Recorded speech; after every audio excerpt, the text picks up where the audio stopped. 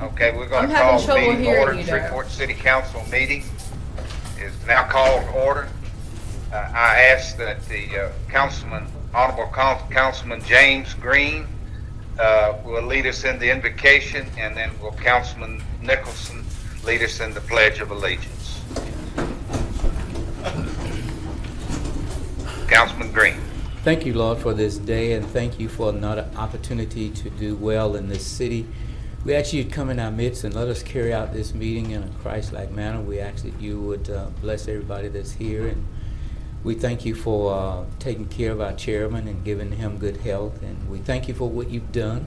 We're going to praise you in advance for what you're going to do. It's in Jesus' name we pray. Amen. Remember to place the flag and join me in the pledge. Amen. I pledge allegiance to the flag of the United States of America, The United and States to of the America. republic for which it stands, one One nation, under God, indivisible, under God, liberty and justice for all. Liberty and justice.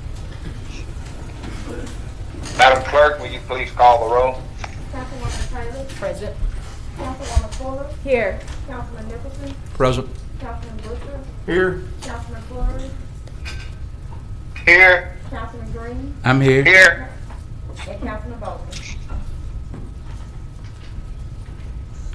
Is there a motion? So move, Mr. Chair.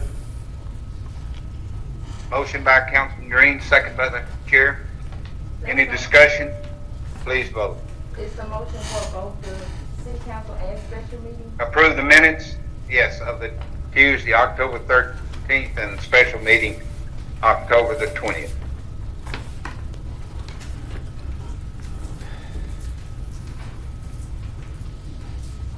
I vote aye on it. Aye.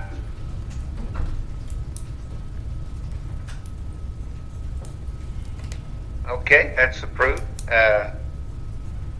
Before we start, before I call on any council member, can you hear me okay? Yes, sir. Members of the council, I'd like to share with you some wonderful news that I received yesterday from my doctor. My tests come back from my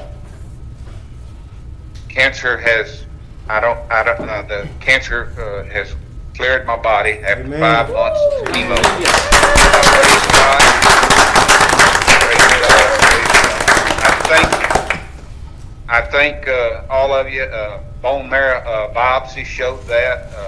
The pathologist said there was no cancer cells. Praise the Lord. And I want to thank all of the people, especially my members of the council, that have prayed for me. People that don't even know, strangers, but I am so humble. And words are inadequate right now, but I want you to know that my heart is full. And it is so happy to hear this good news yesterday. I thank Jesus for touching my body and healing me. And I just want to share that with you this day. Amen. Excellent news. Thank you, God. Thank you. Does any council member do. at this time have any awards recognition of distinguished guests? Chairman, I would like to call up Mr. Gregory Kallenberg and the rest of his team from the Prize Foundation. Thank you.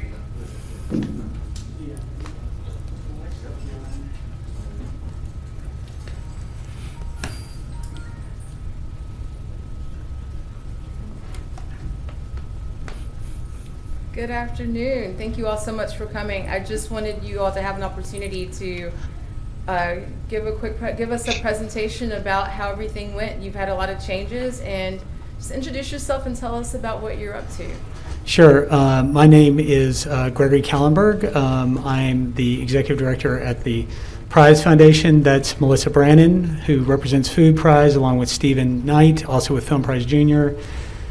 I'm about to introduce this lady right here, but her name's Tootie Morrison. She is I can't even wait. She is the champion. She's a Golden Four champion this year at Louisiana Food Prize. Lance Thompson, he is the champion at the Music Prize, and Hepzibah Thomas, who is the champion Fashion Prize 2020.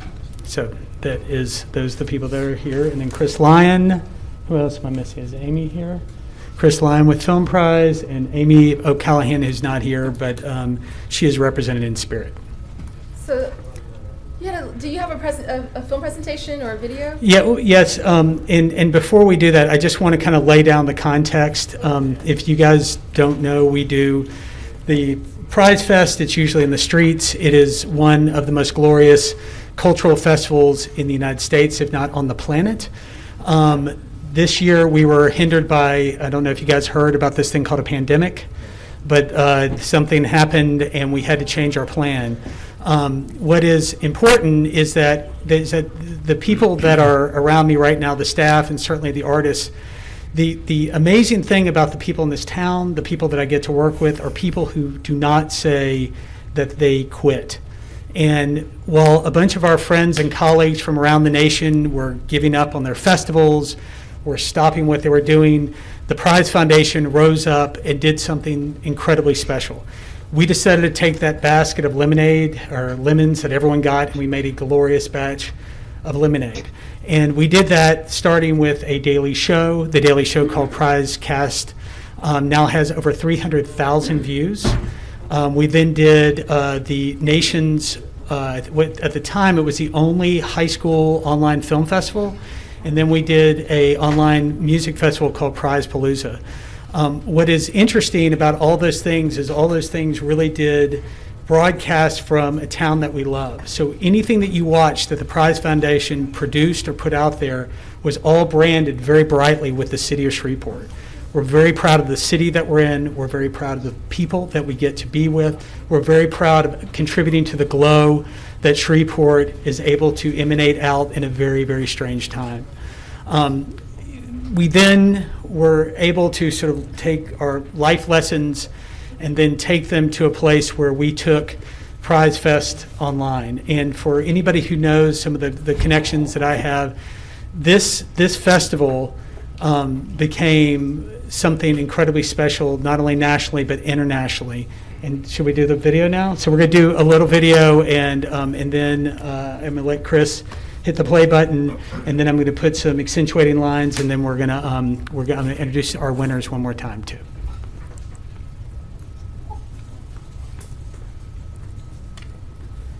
Not getting any sound.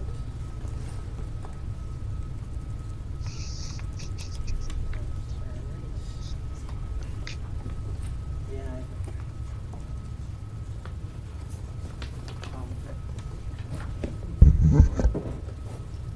It's fun music, trust me. We're actually doing a bit of interpretive dance to go along with this.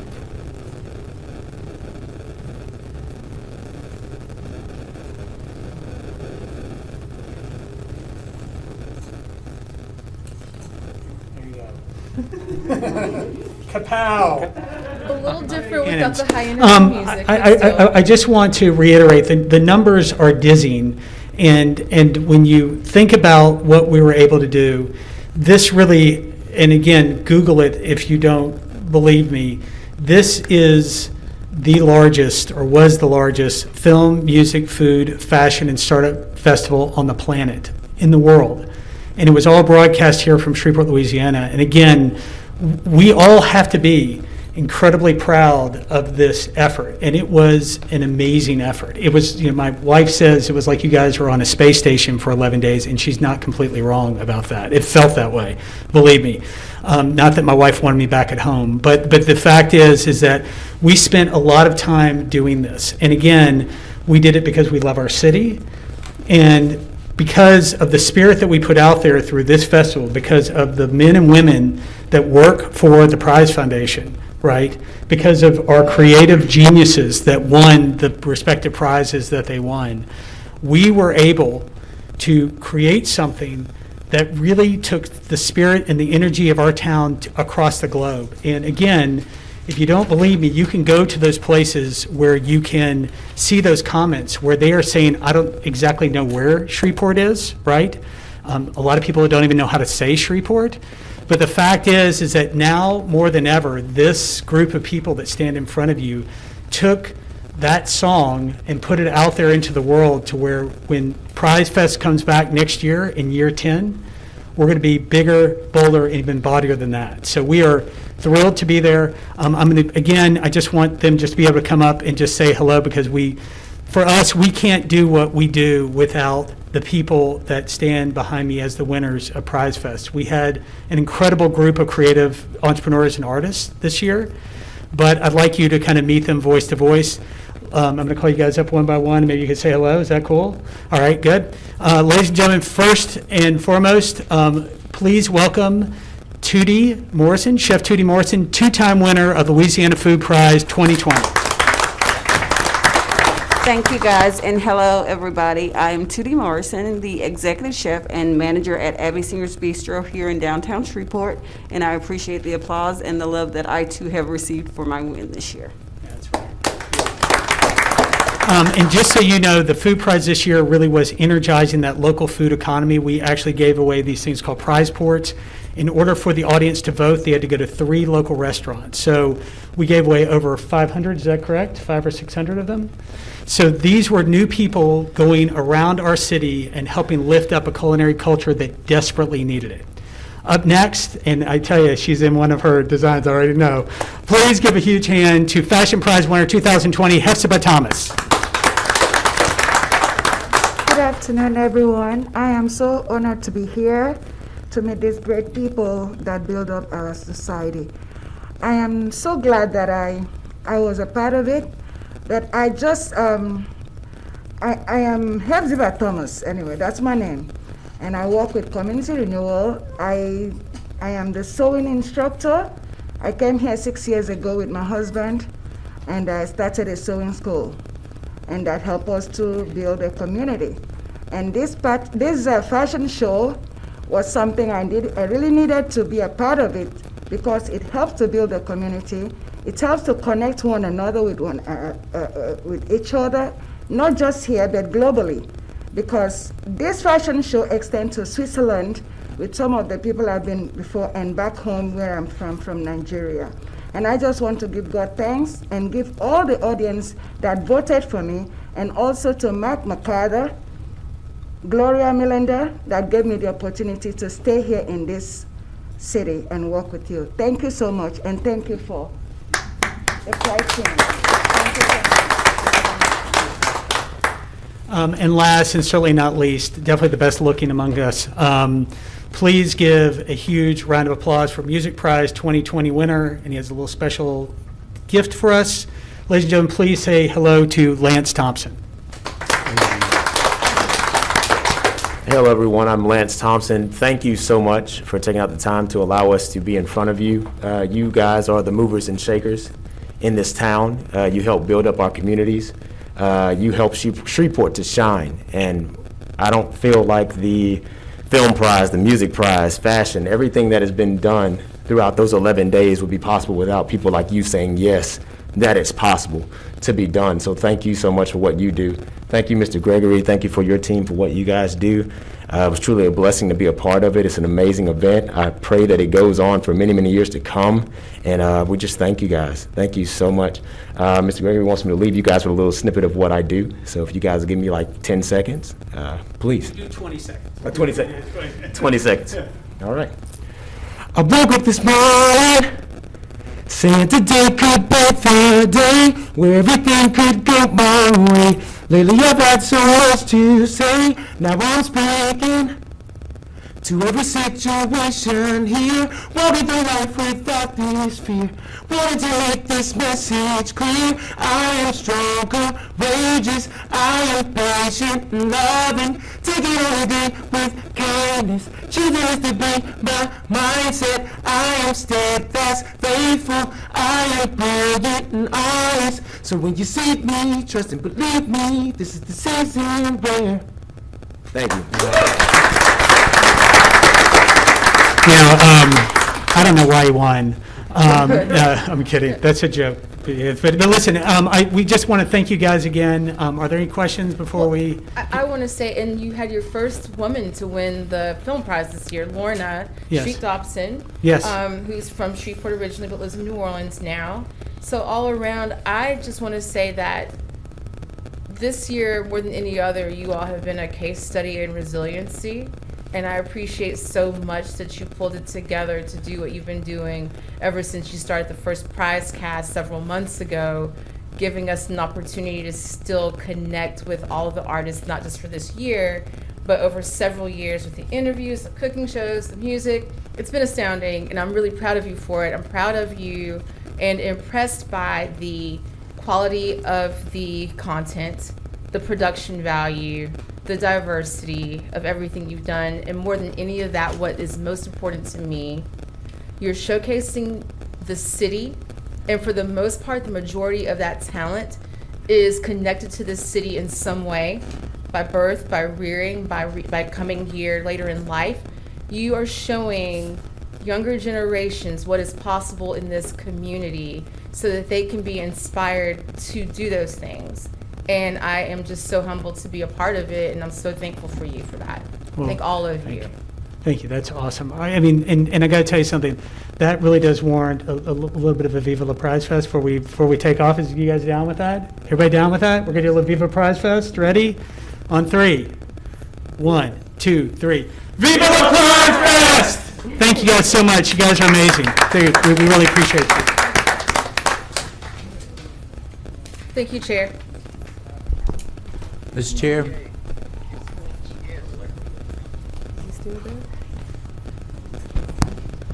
Mr. Chair, can you hear me? Yes, go ahead. Go ahead.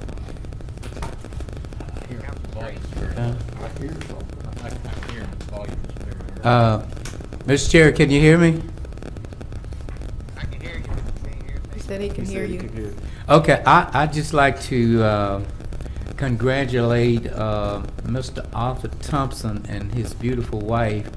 He left the city and now he has become a rock star. He was on national TV on Sunday night about where he met his wife at Southern University, and they've been together married for 50-some years, and he did a great job representing Shreveport. And I'd just like to say to him, if he's watching, to continue to be a rock star. And Margaret makes him look very handsome. Thank you, Mr. Chair. Mr. Chair. Can you hear me? Did you hear me? Mr. Chair. I can hear you. He said he can hear you. Go ahead. I want to extend the congratulations to Ty Scroggins. Can you come up, please? Can the technical folks fix his speaker? Yeah, IT needs to address the volume of the chairman's speaker, please. Is anybody in here from IT? Can y'all help him? Do we need to get Mark back? I wanted to extend my sincere congratulations and appreciation to you, Ebony Mitchell, the Black Star International Network, for targeting the Lakeside Allendale community with the cleanup. I want to thank Director Terrence Green for his staff coming out. During that cleanup, there were over 100 tires recovered. A number of cleaning projects that took place, and we even found a body during our cleanup.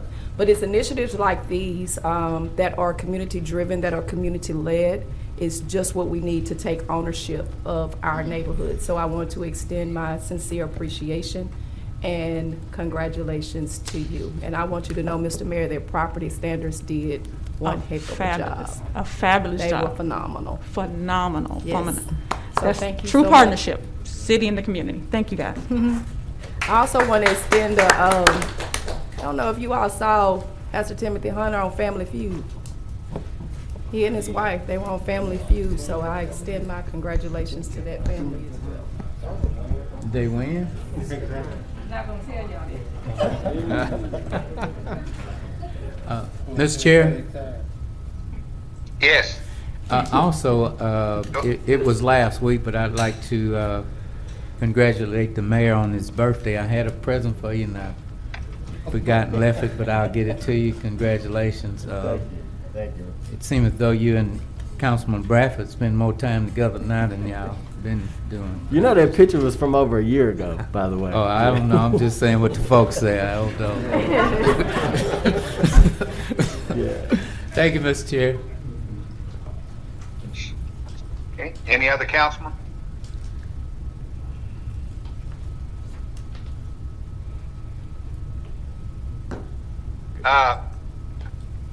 Until we get this IT problem fixed, I'm gonna ask Councilwoman Fuller to take over because this is absolutely ridiculous. Mr. Chair, you think we need to get Mark back? We're We're gonna have to do something. Mayor Perkins, do you have any awards, recognitions, or distinguished guests today? Yes, I have comments. First, I just want to say congratulations to Chairman Fleury for the good news that he received. Truly shows that prayer works. We've been praying diligently for your full recovery, so keep up the good work, and congratulations again. Next, while the city is working to secure a new recycler, the Solid Waste Department is collecting the recyclable materials as trash. Residents are asked to place all waste in the dark green / gray trash bins until a new contract is in place. Customers with questions regarding recycling should call 318-673-5510. One more time, 318-673-5510. I also have Margaret Martin here today as an appointee for the library board. If the council would like to have her come up at this time, we can do that. Y'all might know her as Maggie Martin as well. Please. Just step up to the microphone.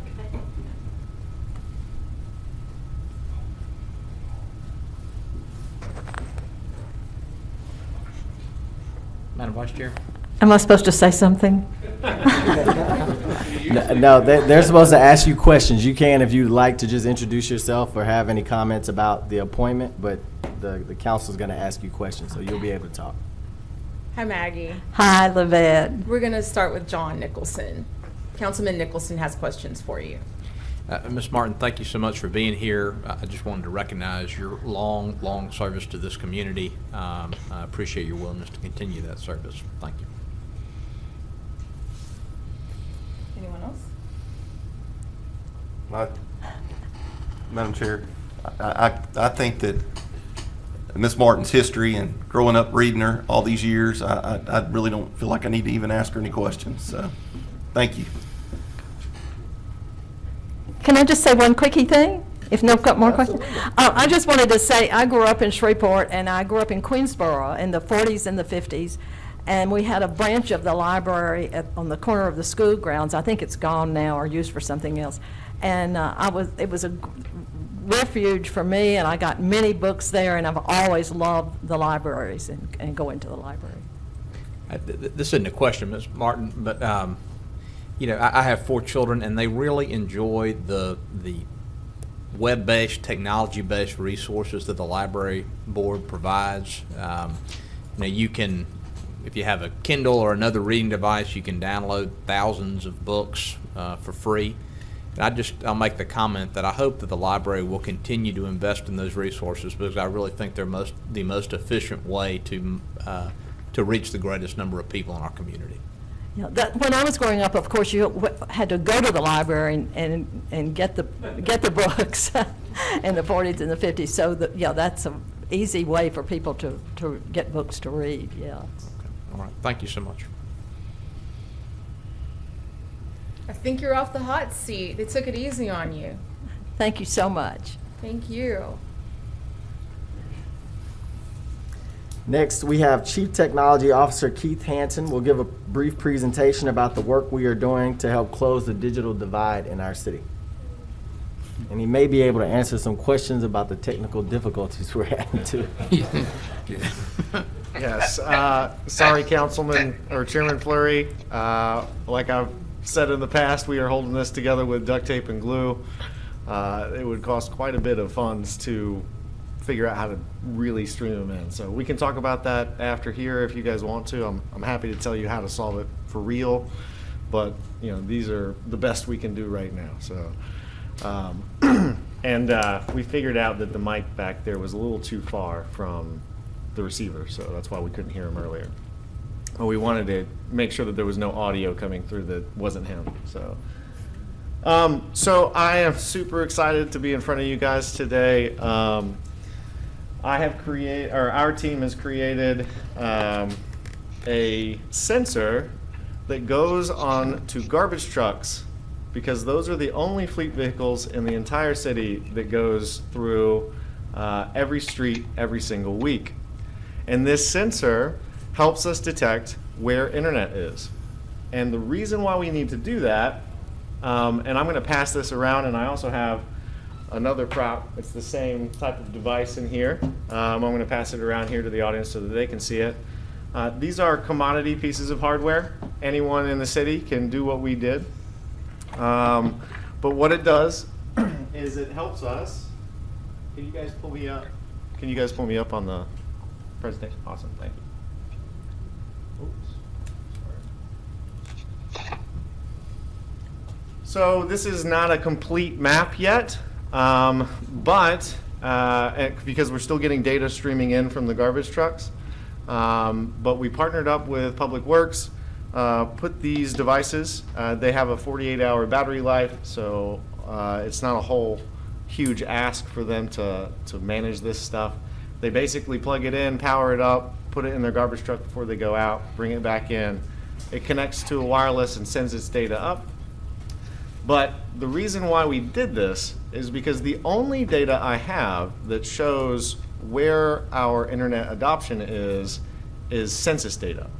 And census data is very good, but it's a sampling, and B, it's very corollary. So looking at things like economic income, what types of wireline services they have, etc., it shows you per census tract. But what it doesn't show us is a pinpoint understanding of where we lack adoption across our city for internet service. And believe it or not, there are many in our city that do not have internet service in their homes due to a variety of factors. But as you can see, this data lines up quite well with our census data that is corollary. And so I feel very good about showing the public this map. And even as we're still collecting the last final bits of data, because it's lining up so well with all of the other sources of data that while it didn't give us pinpoint accuracy, it certainly allowed us to understand kind of where the problem areas may be. Now, in most of us, here in the room understand what the digital divide is. Typically, though, the digital divide is talked about in rural terms, like you literally lack a wire to your house to connect to the internet, and no one will run the wire because it's too expensive. They're not going to return on their investment quickly enough, etc. But we also have digital divides in an urban area, and those are very different. In the city of Shreveport, we have a 99.9% access rate, meaning there is a cable wire in 99.9% of our homes here. So cable internet is available. And so when I began researching how to bring a universal broadband mandate to fruition, these are the things I was starting to tackle. Do we have access everywhere? Yes. Okay, well, why don't we have more internet adoption than we already have? And so that's where this effort came out of. Where is that gap? We didn't know exactly where it was except for a census tract, and if you've ever looked at census tracts, they're fairly large. It doesn't really help us understand the situation as well as we could. And so this is our first step and many to helping identify where we can place resources, time, energy, and efforts to connect more and more of our citizens in the city. The thing that I love about this is that this device we built ourselves. We'll be open sourcing it so that anyone in any city can do what we did. And this device costs about $80. So for less than $5,000, we have been able to create a super accurate map of where internet is and where internet isn't, being adopted particularly. To help the public understand more about the situation, we have a new website that I'm excited to announce, digitaldivide.shreveportla.gov, and it will take you to this map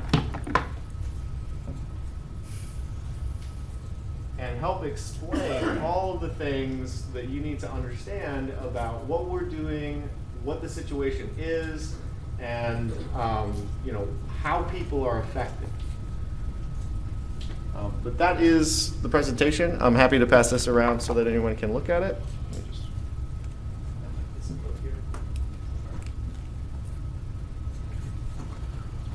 While they're passing it around, I need to ask you a question. Yes, sir. And I think that's great. But how is it that y'all can make a device like that? It's a brilliant idea, and we can't get Chairman Flurry to the meeting. To the meeting or Yeah, audio through why you we mean? can't? Why we gotta have a cell phone in the back with a mic to it that may roll over, and we can't see him? And every council meeting, we have this same situation, and we've been going on this since however long. So how can we, all of that is good. I mean, I commend you on that. But how do we get this fixed? So I'm happy to break down all the reasons and all the things that we've tried. This is probably the 10th solution that we've put together at this point. Happy to discuss that after the meeting. I'd like to stay on this topic if possible, though. So you have the solution, you're gonna tell me after the meeting? The true solution costs a lot of money, and we need to get the MPC, the council, and the commission to all look at how to improve the situation. Yeah, Keith, elaborate on it. If it's a price tag attached, then the council should know, because ultimately you're they'll saying be that- making a decision. Right, because you said it's, to do this magnificent project y'all just got, it only costs $80. So if y'all can do a $80 deal with something that's gonna go worldwide, to me, this should be kind of about $55. The thing is, that little tiny computer only has to do one thing, and they need a computer and a bunch of stuff that does several things at once. So, Councilman Green, she's absolutely right. Yeah, but she had to tell me. I mean, we paying you. That's because I can translate computer nerd to regular nerd. Yeah, there are hundreds of wires that hook all of this up. Our current vendor, I disagree with how they support us, what they've done in the past. So who is our current vendor that's not supporting us? I don't want to name. You don't it. know who the vendor is? I do, but I'm not trying to drag not someone through the Verizon, mud right? here. No, unfortunately, it's a vendor in East Texas. They're not local. This is what we have been set up with, and I inherited. The only way that we can Do we truly, pay them? Yes, I do not now. I mean, I'm just because saying, I disagree with we how pay they them and service we're not us. Are you saying we're not getting the bang for the buck? We are not getting the bang for the buck, sir. Okay.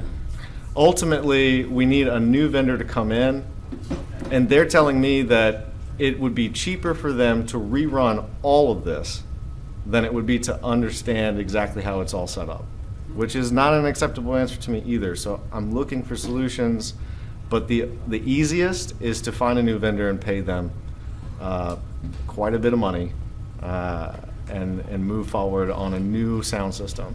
If you go back into the rack back there and look at all of the devices in a stack, I mean, it's just been kludged together over and over, added on to, it needs an overhaul. So.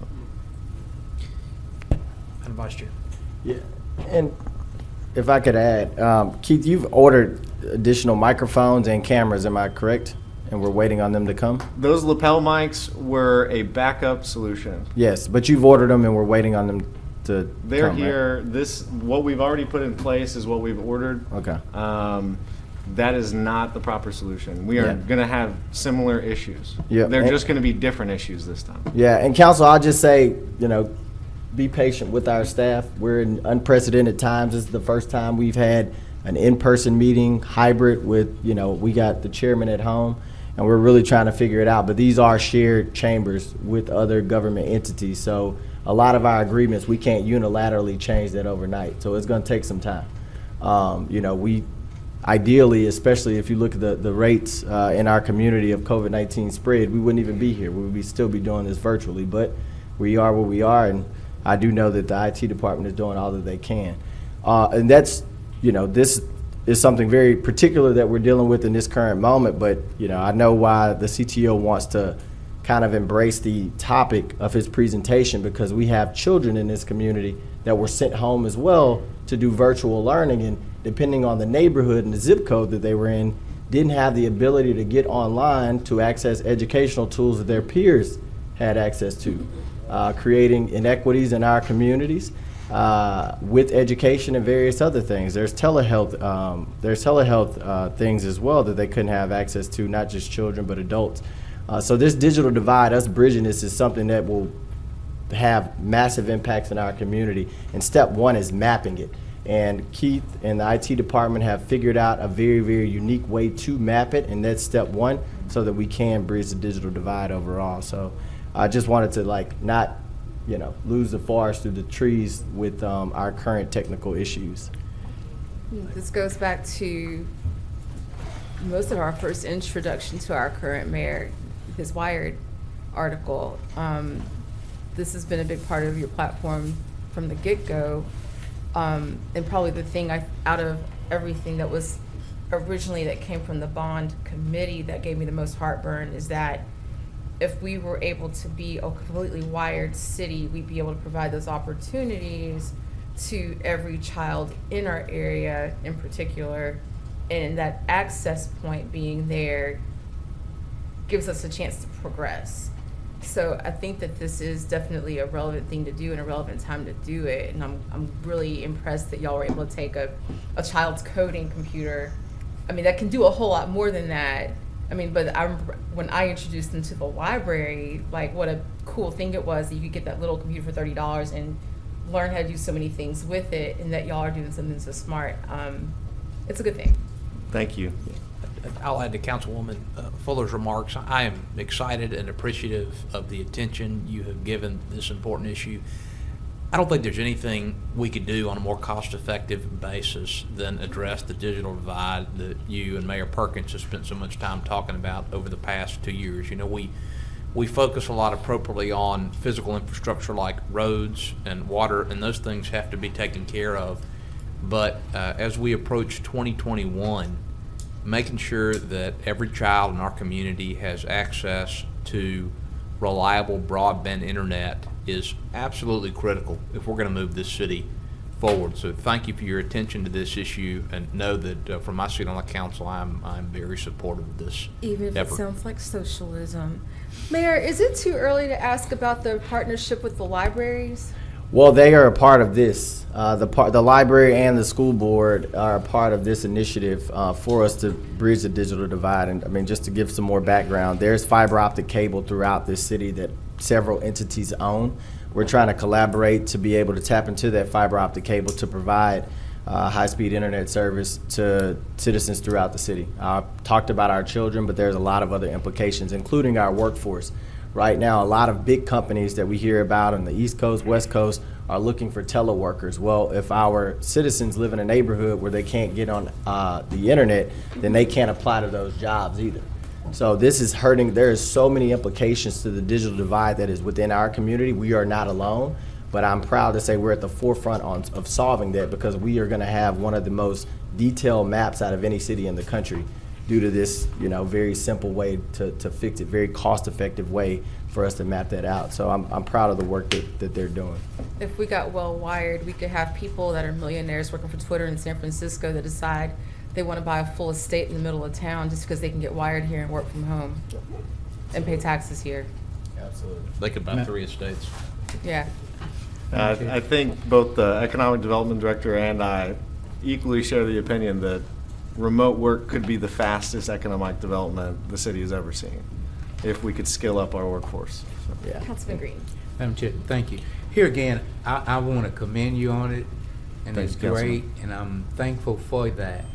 But there is a law that says if in fact a person cannot come to the meeting, that they are supposed to still be able to participate. I think the law, it was because of a council person, and I believe in Alexandria.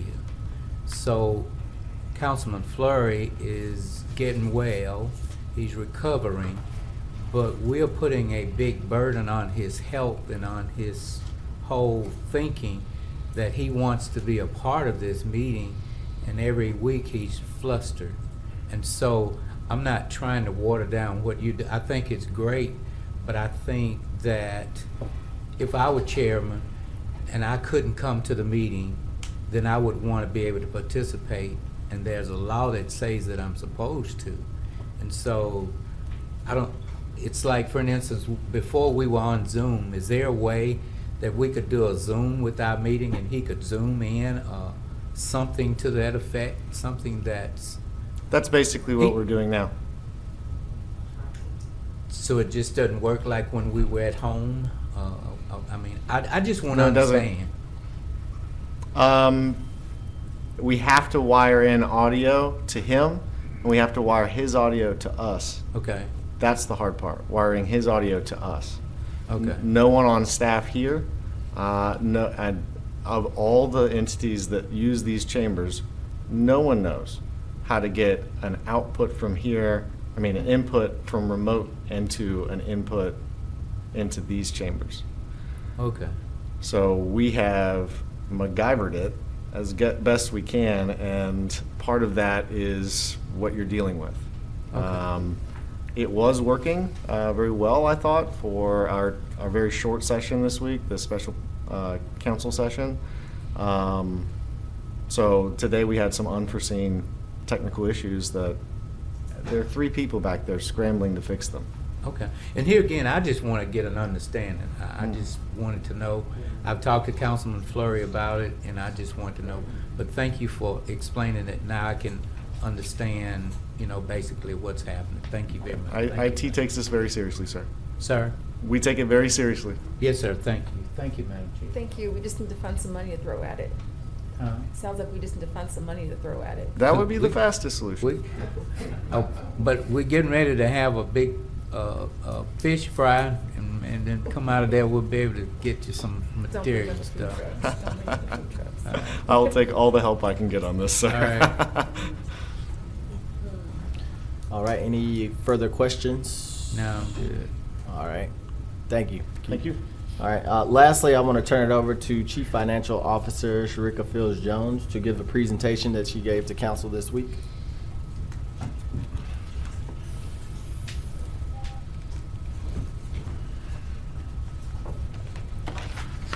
Good afternoon.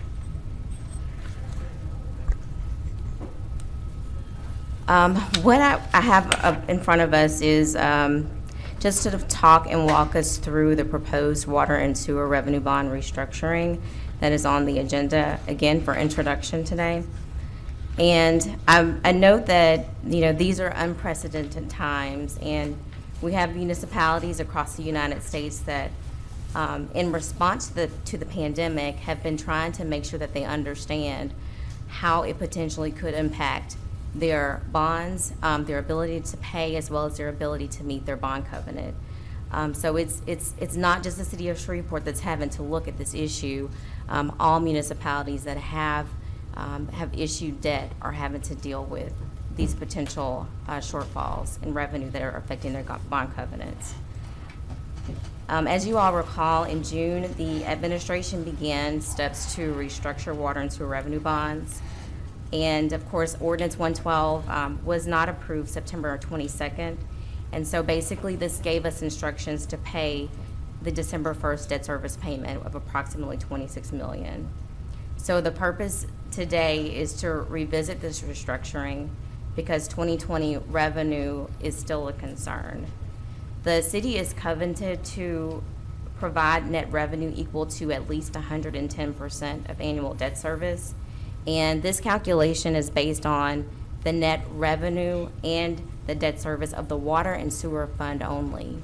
I know of course, the city in the big picture, we have different funds. We have, the general fund, the airport, and water and sewer. And, general fund is one that we talk about a lot. We talk about reserves of general fund a lot. But what we're speaking to right now, water and sewer stands in its own lane. And water and sewer revenue and expenditures is what we're speaking to today. So just to give a quick explanation of what we're trying to balance here, this ratio of debt service coverage is in the bond covenant is very similar to like a debt to income ratio. It's like if we go to get a mortgage, the lender wants to make sure that our income is a percentage over our potential payments. So what's different from municipalities is that not only do we have to meet that coverage up front, we have to meet that ratio on an annual basis, and it is one that we report every single year. We are having a situation right now, of course, this is something that we came to council in June. Due to COVID-19, the water and sewer collections are slow, and this trend could potentially risk us meeting the bond covenant. I know this is something that we've discussed before, but as a consequence of not meeting this bond covenant and looking at these revenues again, I just wanted to make sure that we understand that if we come beyond 2020 and 21 to calculate bond coverage and it does not meet that covenant, the city could potentially be in what's called a non-payment default, meaning that we will make that debt service payment timely, but according to the bond documents, the covenant that we have with the bondholders may not be at least at 110% of annual debt service. This is a language that is outlined. It is in the ordinance. It's in the bond documents. And I'll read it. It says the governing authority has covenanted under the bond ordinance to fix, establish, and maintain such rates and collect such fees, rents, and other charges for services and facilities of the system and all parts thereof, and to revise the same from time to time whenever necessary, as will always provide revenues in each year sufficient to pay. And of course, it goes on to say we cover our expenses of the system, we cover the debt service of the system, and which in any event, it will provide net revenues in an amount equal to at least 125% of our senior lien bonds and 110% of the senior and junior lien bonds. Ms. Jones, I'm sorry to interrupt. Councilman Fleury, can you hear? Yes, Okay, yes, thank you. Is that a little better? yes, I can hear. Okay. So this is the net revenue, and I want to remind the council that, the controller sends a monthly revenue collections report to the council each month. And the last one that the council received on August the 2nd reports the August 2020 revenue. We are in a situation where the system operates 45 to 60 days in arrears. For example, November collections are for September usage that was billed in October. So the month that that usage that we have usage is not billed into the following month, and then we start to receive those collections actually in revenue 45 to 65 days in arrears. So what you were shown in what you received October the 2nd was August 2020 revenue, where we're showing actual collections of about 7.7 million less compared to 2019. And so with the coming debt service principal and interest payment, this shortage in collections could potentially affect the rate covenant. We looked at the 2019 debt service coverage. This was a calculation, as you all know, that we are finalizing the 2019 audit. We reached out to the state legislative auditor and was informed that, municipalities across the state are still working to get their audit completed. We're at the finish line, and this is why just last week we received the 2019 debt service coverage calculation. And the good news is that 2019 coverage was met. And with looking at that and seeing how tight that calculation was, prompted us to again revisit where revenues were potentially against for the 2020 debt service coverage that we would have to calculate again at the end of this year. I did a break-even analysis, just assuming that nothing else changed except for the potential revenue, and we could stand to see losses up to approximately $2.8 million of a shortage and still have a coverage that is met. And this is forecasted based upon an assumption that nothing else is changed other than the revenue. And again, this is a forecast just looking at what the rest of 2020 may look like. And based off of the report that council received, the revenue shortage of about $7.7 million potentially could result in a debt service coverage of 0.99 times. The minimum is 110 times. So this is a gap that we potentially could see, and if that occurs, then the rate covenant forecast would not be met. These are the options that were presented. Option one could be basically to just maintain where we are, to make the December 1st water and sewer debt service payment. And then at the end of 2020, once we get all of our collections in, to determine what the coverage is at that time. If coverage is met, that's good news. There's no further action that the city would need to take.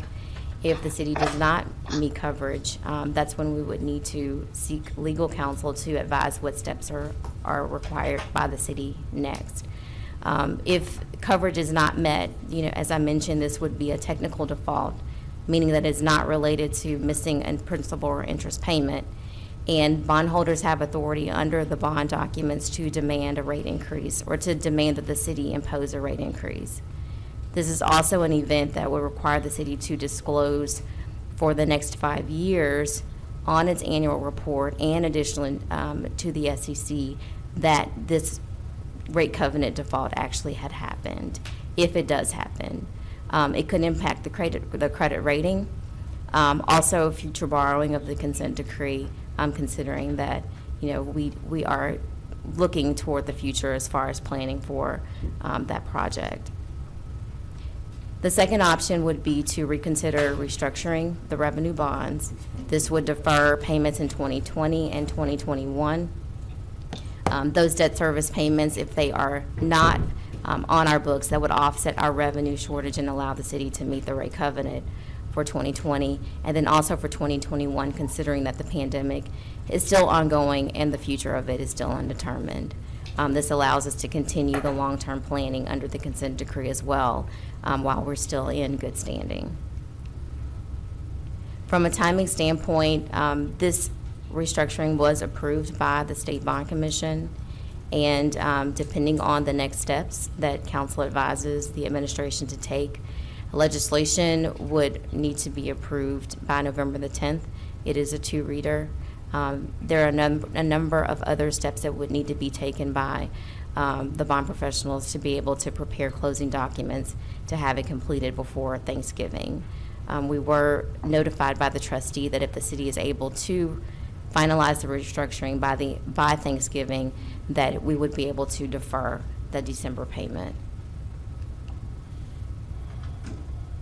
Any questions? Madam Vice Chair. Councilman Nicholson. Ms. Jones, thank you for that presentation. We discussed yesterday the fact that one of the city's large corporate water customers, which I'll decline to name, owes the city more than $2.5 million. Can we take steps over the next several weeks to attempt to collect that amount? Yes, and we will. As we mentioned, we will. Okay, because that might impact the conversation we have between now and November 10th, depending on the outcome of those efforts. Yeah, if we collect that amount in total, it will help. It wouldn't be sufficient to cover that 7.7 million shortfall. I did run a calculation assuming that we did collect those funds, and we still potentially could be short of the debt service coverage. And I want to be clear that, this is not, we don't have the rest of the numbers. We have through August of 2020. So the rest of this year stepping forward, we won't know until 45 days, to 60 days in arrears. So that's why we wanted to be proactive so that, we don't get to that point and we don't have any options to go to. More generally, and this may be a question better directed to Mr. Daniel than to you, but is the Water and Sewer Department engaged in normal collection efforts at this point? And by that, I mean, are we threatening termination of service to individuals and businesses that are not current on their water bills? I don't have the answer to what steps are being taken by the water and sewer system. The biggest reason for this decline has been because of COVID-19. For a time, the city was not enforcing shutoffs to make sure that people had water, during the difficult times. Of course, since then, we have put in place payment plans that allow citizens to be able to catch up with their payments. And I certainly want to be sensitive. Mr. Whitehorn, excuse me, go ahead. Yes, sir. I will say that we are aggressively trying to receive those payments, and water shutoffs have occurred. We are mindful that we're still in a pandemic, and we're doing what we can. As Ms. Jones stated, we do have payment plans in place to assist those individuals that are not able to pay in full. And certainly we are going after that large corporation that you mentioned. I appreciate that, and I will acknowledge that the balance between accommodating citizens who are not able to make payments on their water bills on the one hand and making sure that we are receiving payments from those who can make them is a difficult one to strike, but I hope and I'm sure that we'll continue to do everything we can to strike the proper balance in that regard. And then my final question, and this is something that perhaps you can educate me on in the next 2 weeks. I recall seeing projections, assuming this restructuring occurs, that showed a debt to net revenue ratio that was very near the 110% in future years between now and 2050. And so I want to, before we have a final vote on this, I want to make sure that we're not putting ourselves in the same position in a few years that we're in now, which is that we apparently are at a substantial risk of technical non-payment default of a bond covenant. Yes, we can provide whatever information you need. Okay, thank you, ma'am. Any other questions? I don't have a question. I have a question for Mr. White. Go ahead. Councilman Green. I don't have a question for you, Ms. Jones. I just have a question for Mr. Whitehorn. Mr. Whitehorn, is there a way that you could invite Gallagher to come to our next meeting to explain to us about the money that we have overpaid and how they allowed it to happen, because we were paying them to take care of that, and if they plan to give us our money back? We do have a representative here today from Gallagher, Okay. if you would like for him to come up. Yes, sir. Is that appropriate? If there's no other questions about that, the prior issue, okay. Good afternoon. I'm actually not in the division that handles the property and casualty risk. My area of specialty is in health and welfare. I'm the consultant, one of the consultants for the city's medical coverage. So, excuse me. So therefore, if she's not in that department, then she wouldn't help me answer my questions. Right. But I can have someone here at the next city council meeting that is on that team. Can you have some of your top people here? Not just, absolutely. Okay. Yes, sir. Thank you. Okay, I thought that was the question that she could answer. Well, I'll just, I won't put any, if I may. Go ahead. I won't put any additional questions to Gallagher's representative today, and I certainly agree that we're going to have to pass some legislation to address the fact that the 2011 ordinance has not been observed over the past 9 years. I am going to request that my colleagues vote for a motion to postpone so that I can schedule an Audit and Finance Committee meeting and we can have Gallagher come to that meeting as Councilman Green has suggested and give us a full description of what has happened and what the appropriate response to all that is. Thank you. I think that's good. I'd love for them to come to that meeting, but also the general public, they're asking questions. So I just think that they could come to that meeting, but I would like for them to come to this meeting as well. Yes, sir. And face the general public as to telling us what happened and what they are going to do about it. Thank you, ma'am. Thank you, sir. Thank you. Thank you. Is that the conclusion of presentations from the mayor, from the administration? All right. Reports. Does anyone have any questions or concerns relative to property standards? Mr. Green?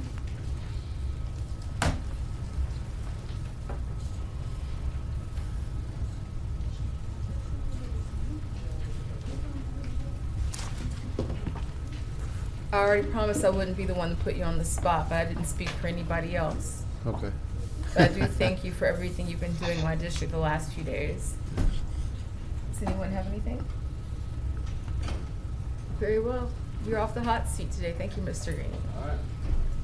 Mr. Clark, do you have a master plan committee report? Is there budget to actual, any of that? That will come to you. It's not to you yet, but we'll get it to you. Thank you. We do have one item to be added to the agenda today. Yes, that is ordinance 165, a series ordinance pursuant to the general bond ordinance authorizing the issuance not to exceed $50 million of water and sewer revenue refunding bonds in one or more series of the city of Shreveport, state of Louisiana, establishing certain details of such bonds as required by the general bond ordinance, approving and confirming the sale of such bonds, pledging the net revenue to secure such bonds, prescribing the form, certain terms and conditions of said bonds, authorizing the use of a preliminary official statement and the preparation and distribution of an official statement, authorizing the purchase of and subscription for certain escrowed securities, authorizing escrow verification and engagement of escrow agents, and authorizing execution and delivery of a paying agent registrar agreement. This item would be added to items under introduction and first reading, correct? Yes. Okay. Is there anyone present who would like to speak in favor or against adding ordinance 165 to the agenda? Seeing none, is there a motion to add this to the agenda? It's a motion from Second. Councilman Bowman, a second from Councilman Nicholson. In order to add this, it would need to be a unanimous vote, correct? That's correct. If there's no discussion, I'll call for the vote. Councilman Fleury? Aye. It passes unanimously to add. Now moving to public comments. We have the following public comments. Mr. Cox, Mr. Luther Cox.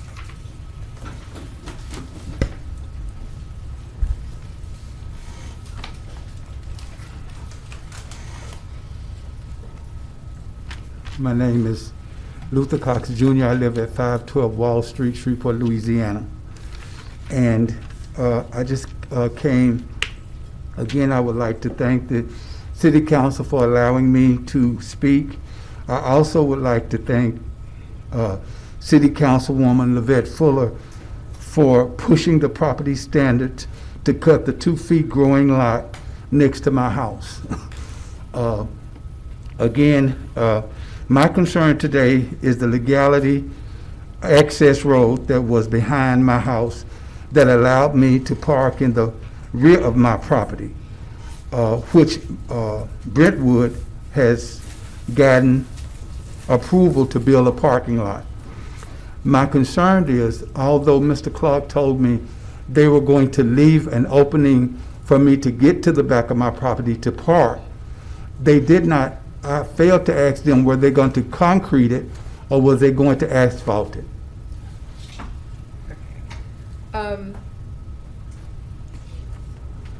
Mr. Clark, do you have any answer for that?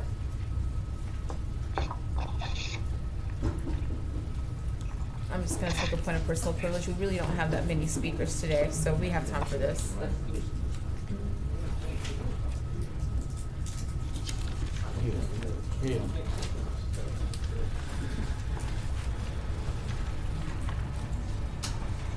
Madam Chair, this was an alley that was in the rear of the property that a portion of it was closed and abandoned in order to allow Brentwood to build a parking lot. The maintenance of the alley, was my understanding, was done by the city of Shreveport and the Public Works Department. As far as the concreting or asphalting, that's nothing we had anything to do with. Those are decisions by the Department of Public Works. But it was just our understanding that they would make sure that Mr. Cox could, as he has done for the previous years, access his property because it's a public alley. So it is still a public alley? It's a public alley. That portion that backs up to Mr. Cox's house is still part of that public alley. Doesn't that mean that the city's responsible for the Yes, upkeep ma'am. of it? And and he would need to check with, or you would need to direct Public Works to make sure that that alley is clean and maintained. So what we'll do is the same thing as we did with that lot, Mr. Cox. It belongs to the city, and you just gotta let me know if they don't get it clean, and we'll keep it cleaned up. Well, again, before they built the regional center, the alley, which was legal, was concrete. The reason it came to be abandoned is because when they built the regional center, they didn't put the alley back the way it was. So when it rains, especially in the winter, I can't get back there because I'll get stuck in the mud. I see. So it needs attention immediately. Yeah. Then I will have to get with Mr. Norman to see what we can do to get that taken care of. All right. I made a note, so we'll look into it. Again, thank the council for allowing me to speak. Thank you, Mr. Cox. Mr. Muhammad.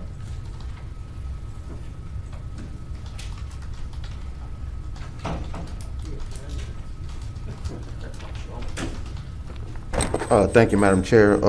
Mark Muhammad, 2800 Hershey D. Wilson. Real fast, I am going to need a little bit extra time through house cleaning things. First, I want to thank the councilman from District C, Councilman Nicholson. I believe about a month ago, well, several months ago, during deliberations about alcohol in our communities, he made a pledge and a promise that he wouldn't support that, even in the urban core or in the city. So he kept that promise, and I want to thank him for the lack of another term, his cross of the Shreveport Police Department corporal that did the investigation with wrong way liquor. However, I do want to make note, on the agenda, ordinance number 164, where he will also begin tried again.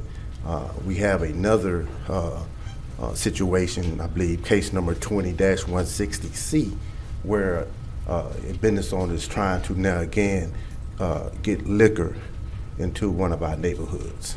So it's an ongoing process. I also want to take a brief moment to thank City Councilwoman Taylor. I don't have time to thank her for the litany of things that she have done in the last couple of months. I know I have texted her, and each time I have called her or texted her, she have, I'll be here, I would literally be here all night. But I do want to acknowledge her and thank her for her hard work. Third, our chief technology officer, he said that 99.9% of the city was wired. Well, that's good. However, the bigger issue is that 0.1% or 1/10% of our city isn't wired. And that part, I don't know how he did his calculations, but at least I do know that a major part of that is the 2900 block of Peach Street that has zero, let me say that again, zero connectability. So a lot of people doesn't take that serious because it's the 2900 block of Peach Street or Cooper Road Plaza. But that area affects and impacts thousands of students that attend Northside Elementary, Pine Grove Elementary, and also Green Oaks Performing Arts Academy. There isn't, and he understands the language that I'm using now, there's literally no span cable there. There isn't any RG6, RG11, or even fiber going into that housing projects. So if the city can get on that, so we can eliminate that digital, not divide, but digital gulf. Your time has expired. Hold on, I will entertain a motion to give more time, or do you want to ask questions? Yeah, I do too. Councilwoman Taylor. Mr. Muhammad, on the 2900 block of Peach Street, back when school began to start, when they talked about virtually connecting, that was a huge problem, as you said, going in and writing the city, the parish commission, as well as the Caddo Parish school system. The steps that Mr. Hanson has taken at this particular point in time, if you saw his presentation with assessing the internet ports, Caddo Parish school system is supposed to be paying specific attention to the Peach Street area and making sure that there are hot spots there, because that's one of the major concerns. I think it was Ms. Stinson or one of the parents that emailed me in reference to it. So what you are requesting is their priority for sure. So I just want to let you know that. Okay. Well, we did want to address that because that point, that 110% is very crucial. And again, while a lot of people throw their hand at that area, my eldest son actually spent the majority of his early years in the 2900 block of Peach Street. So there is a lot of good in that area. Most definitely. He is, in speaking to, I think it was Mr. Burton, that was one of the, with Caddo Parish schools, when Mr. Hanson came up with the device of where they were going in to track internet access. What they look to do is the same thing with the school buses in Caddo Parish. And that's where you talk about the partnership with the two.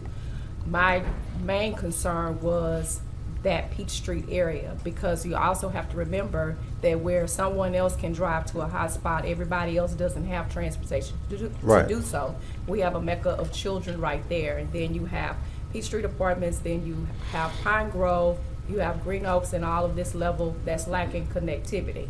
So that is a major concern. Speaking with Board Member Green with the Caddo Parish School Board in reference to the same thing. So that is one of the ways that we're going in to bridge that digital divide, and that's with the little mechanism that, you know, that they created to work in collaboration so we can make sure that everyone is connected.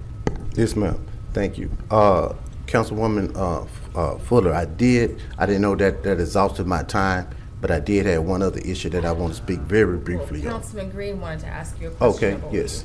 No, I wanted to recommend to Councilwoman Taylor if you would get Mr. Foster Campbell involved. It would move a whole lot faster. It would move very, very fast, because he is one who takes his job very seriously. I've called him on a number of issues, and if we make him a part of it, I think we would expedite that.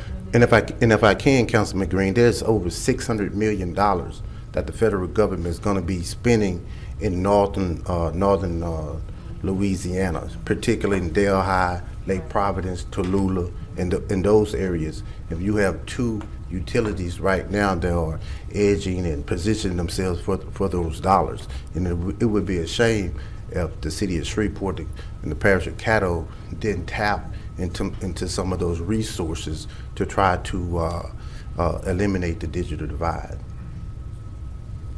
Thank you.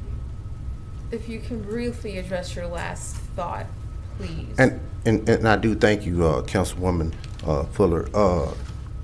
It came to our attention that that I guess now Lieutenant Brent Mason was recently promoted.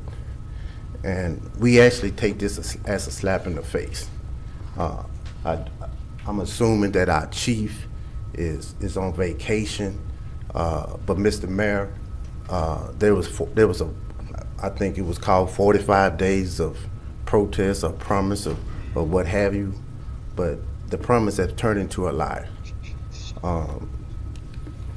Brent Mason, per information request, is an officer that shouldn't even be on the force. Several years ago, he neglected. In fact, he failed in his duty. At his home, he allowed a little girl, Mr. Muhammad, a 14-year-old girl. you've been about 45 seconds. Thank you, 45 seconds. I want to. Thank this 45 seconds. That's all I need. That's what you've had so far. And you're really about to go down a road that's going to take you a lot longer. And it's going to I promise, Councilwoman. I would prefer that we not do that today. Ma'am, Can we please just not? I'm sorry. Can we not? Can we not? Okay. I think that we've gotten the general nature of your complaint and concern, and I'd like to not retry this man's transgressions in this venue today. Well, I don't want to retry the transgression. What I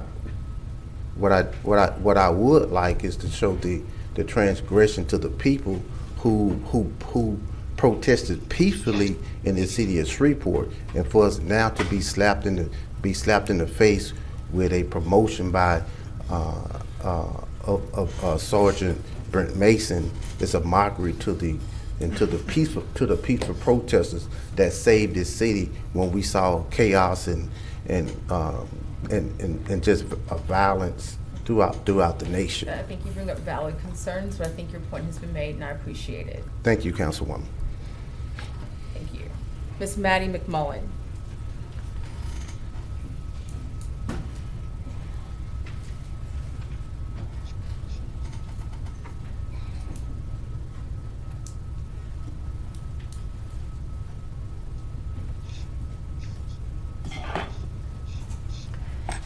Good afternoon. My name is Maddie McMullen. I reside at 9604 Chaseway, Shreveport, Louisiana, 71118. This address is in South Shreveport in the Southern Hills community, and I have lived there since 1991. I am a widow. I'm retired. I'm a senior citizen.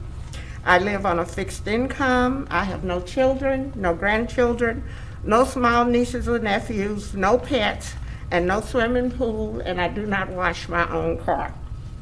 I tell you this because I'm here to dispute and discuss a water bill with you that I feel is outrageous. My August water bill was $341.88. I have never, ever had a water bill this high at this resident or any other resident that I have resided in Shreveport. I have called numerous times to dispute and discuss this bill. I have written 3 letters, one to customer service, and one was put in the water bill when I sent in a partial payment of $100. And I have sent one to my city councilman, Mr. James Fleury. I have also filled out a complaint online, and to this date, nothing has been resolved. In fact, Mr. Fleury has not responded to my letter or my telephone calls at all. I do have a log of the dates that I have called the Department of Water and the operators to whom I have spoken. I first called on September the 8th, and I was told that someone would be out to reread the meter.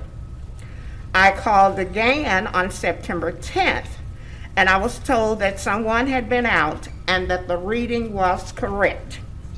Of course, I disputed this, and I told the operator that I doubted seriously that someone had even been out because I'm home all day and would have seen anyone who had pulled into my driveway. I also told her that I was 71 years old, I live alone, And therefore, I did not think that my lifestyle could change for me to use that much water in a month's time.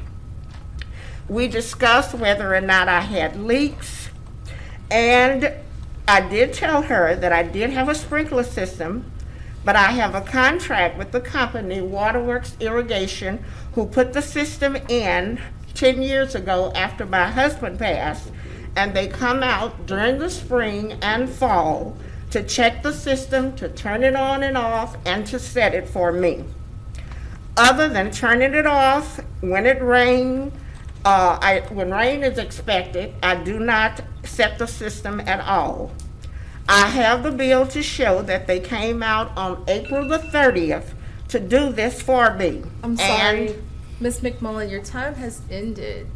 I'll let you finish your thought, but I also wanted to ask if our Director of Water would meet with you right now, because he's in the meeting right now.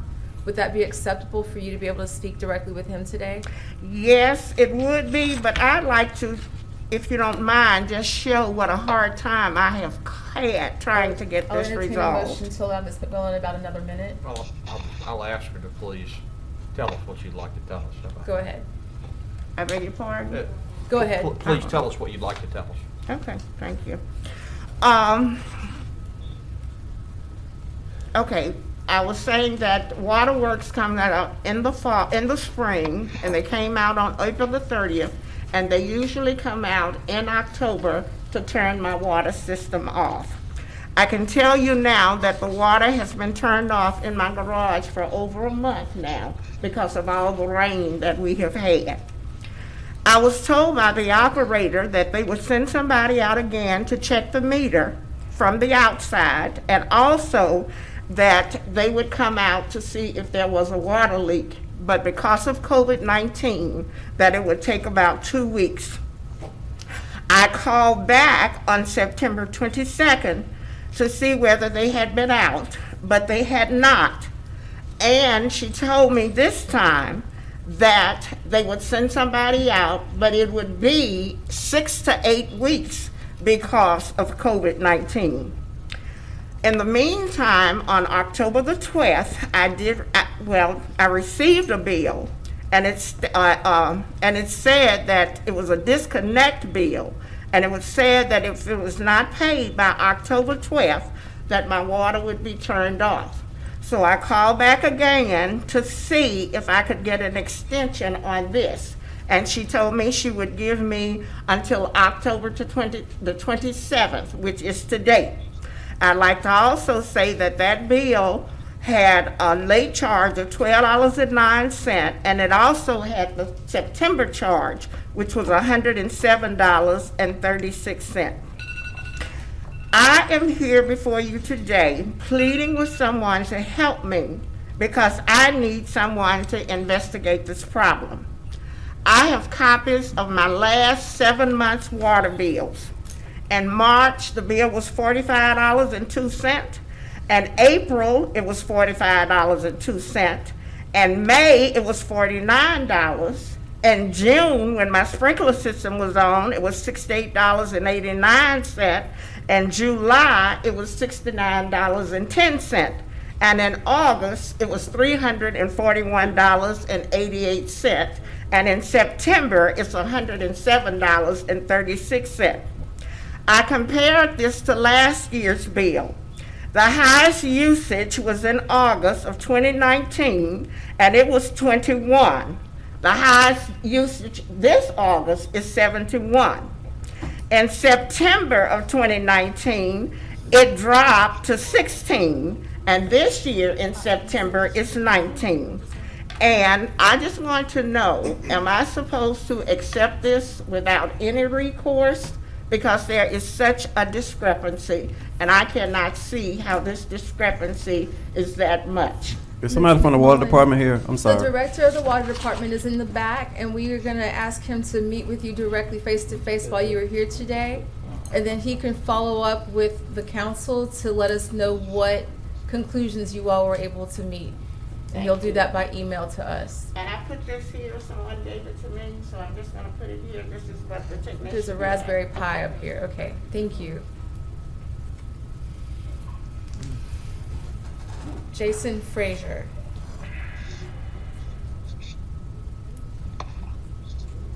Is Mr. Frazier here?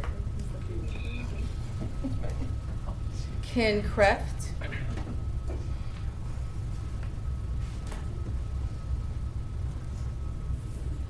Thank you, Madam Vice Chair. Ken Kraft, 157 Archer Avenue, Shreveport 71105. I love the flurry of applause for Councilman Flurry. Well deserved. Get well, James. Early voting ends today in the state. Census, probably Friday's our last day. Hopefully the results, we've done remarkably well despite a pandemic, and Laura 2 months ago today, and Delta September 9th, and I guess Zeta is going to tase Louisiana. I came to the budget hearings in the 90s and the 2000s and ever since. And I guess now that Art's retired, in a few years I'll be the one who's attended more of those than anyone. When Governor Jindal was reelected, I think that was the day Jared Lee hit Demetrius Byrd with 1 second left to beat Auburn. We had a budget hearing, and during the public comments, which unfortunately are not recorded for the record and should be, and I wish they would start to be recorded this year, public comments being basically mine, since none of the other public bothers to attend the budget hearings, and hopefully there'll be somebody there, maybe the media will show some interest. I made a request of the 2011 ordinance earlier that year, leading into 2012. Are we overfunding the insurance? And I had a reasonably good explanation from finance that we were not, and I accepted it without going into it. I wish I had. Now, there's a story about $3.2 million a year. So I want to offer the administration, the mayor, the CEO, the council, an opportunity about group health insurance. The reason I couldn't join y'all 2 weeks ago today is I was in Baton Rouge for a meeting of the Louisiana Office of Group Benefits, on which board I sit, having been appointed by Louisiana Speaker of the House, Clay Scheck-Snyder. I've served on this board for many years, having been elected statewide 3 times and appointed twice by Taylor Barra and now Scheck-Snyder, with perfect attendance. It's a great opportunity to get state legislation to allow Shreveport to join the Office of Group Benefits, a much bigger health program, lower premiums than the city, lower copays, lower deductibles, and far better benefits. The downside being that Shreveport gives up some of its sovereignty to a statewide board, as other municipalities do, and 50-something school boards which participate. But if anybody is interested in information on the Office of Group Benefits, it doesn't hurt to look into things and see if it might help the city. As I said, the premiums the city employees pay would be a lot lower if they were in this group. Thank you for listening. Thank you, Mr. Kraft. Sammy Mears.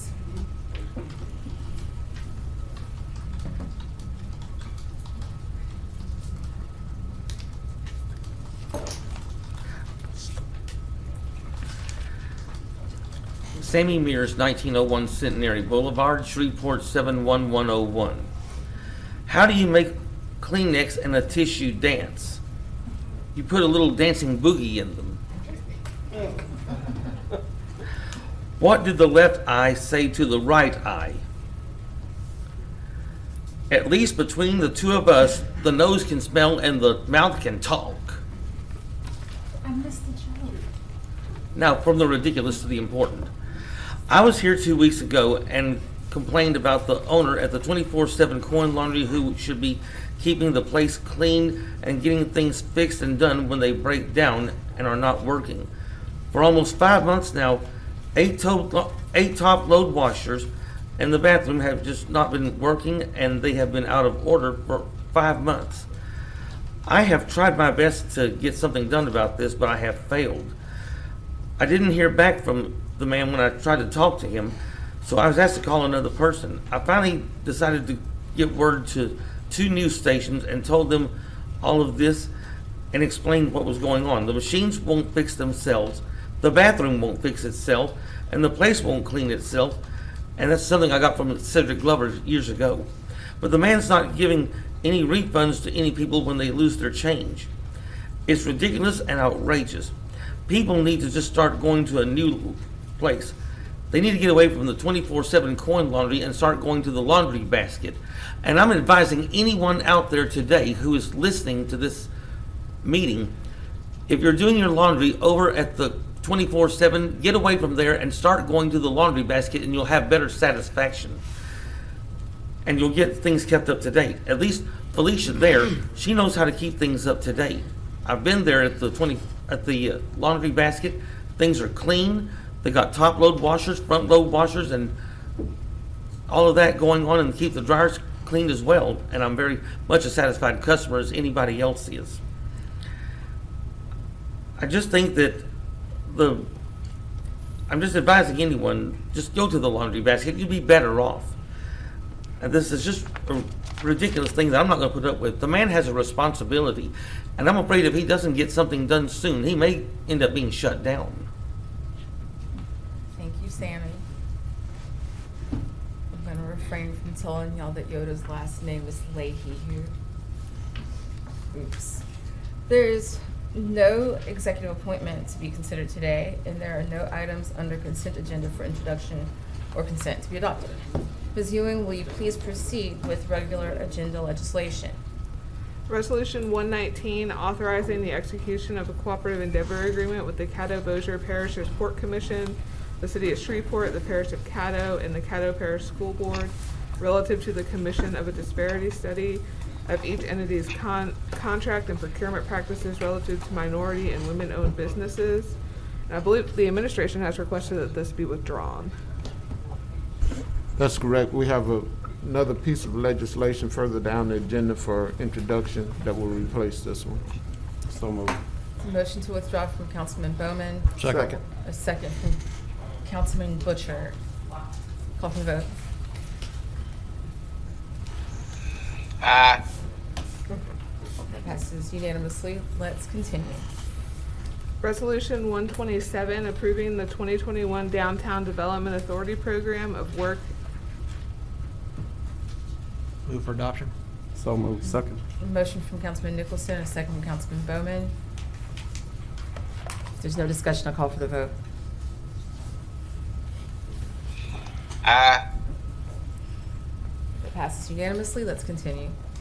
Resolution 128, amending the pay schedule for the municipal police civil service personnel and municipal fire civil service personnel. And there is one amendment. Amendment 1 to Exhibit B changes the pay scale from a 4% pay raise to a 6.5% raise for the Shreveport Fire Department with a total planned cost of $1,957,270. Is there a motion on the amendment? So moved. Second. Madam Chair.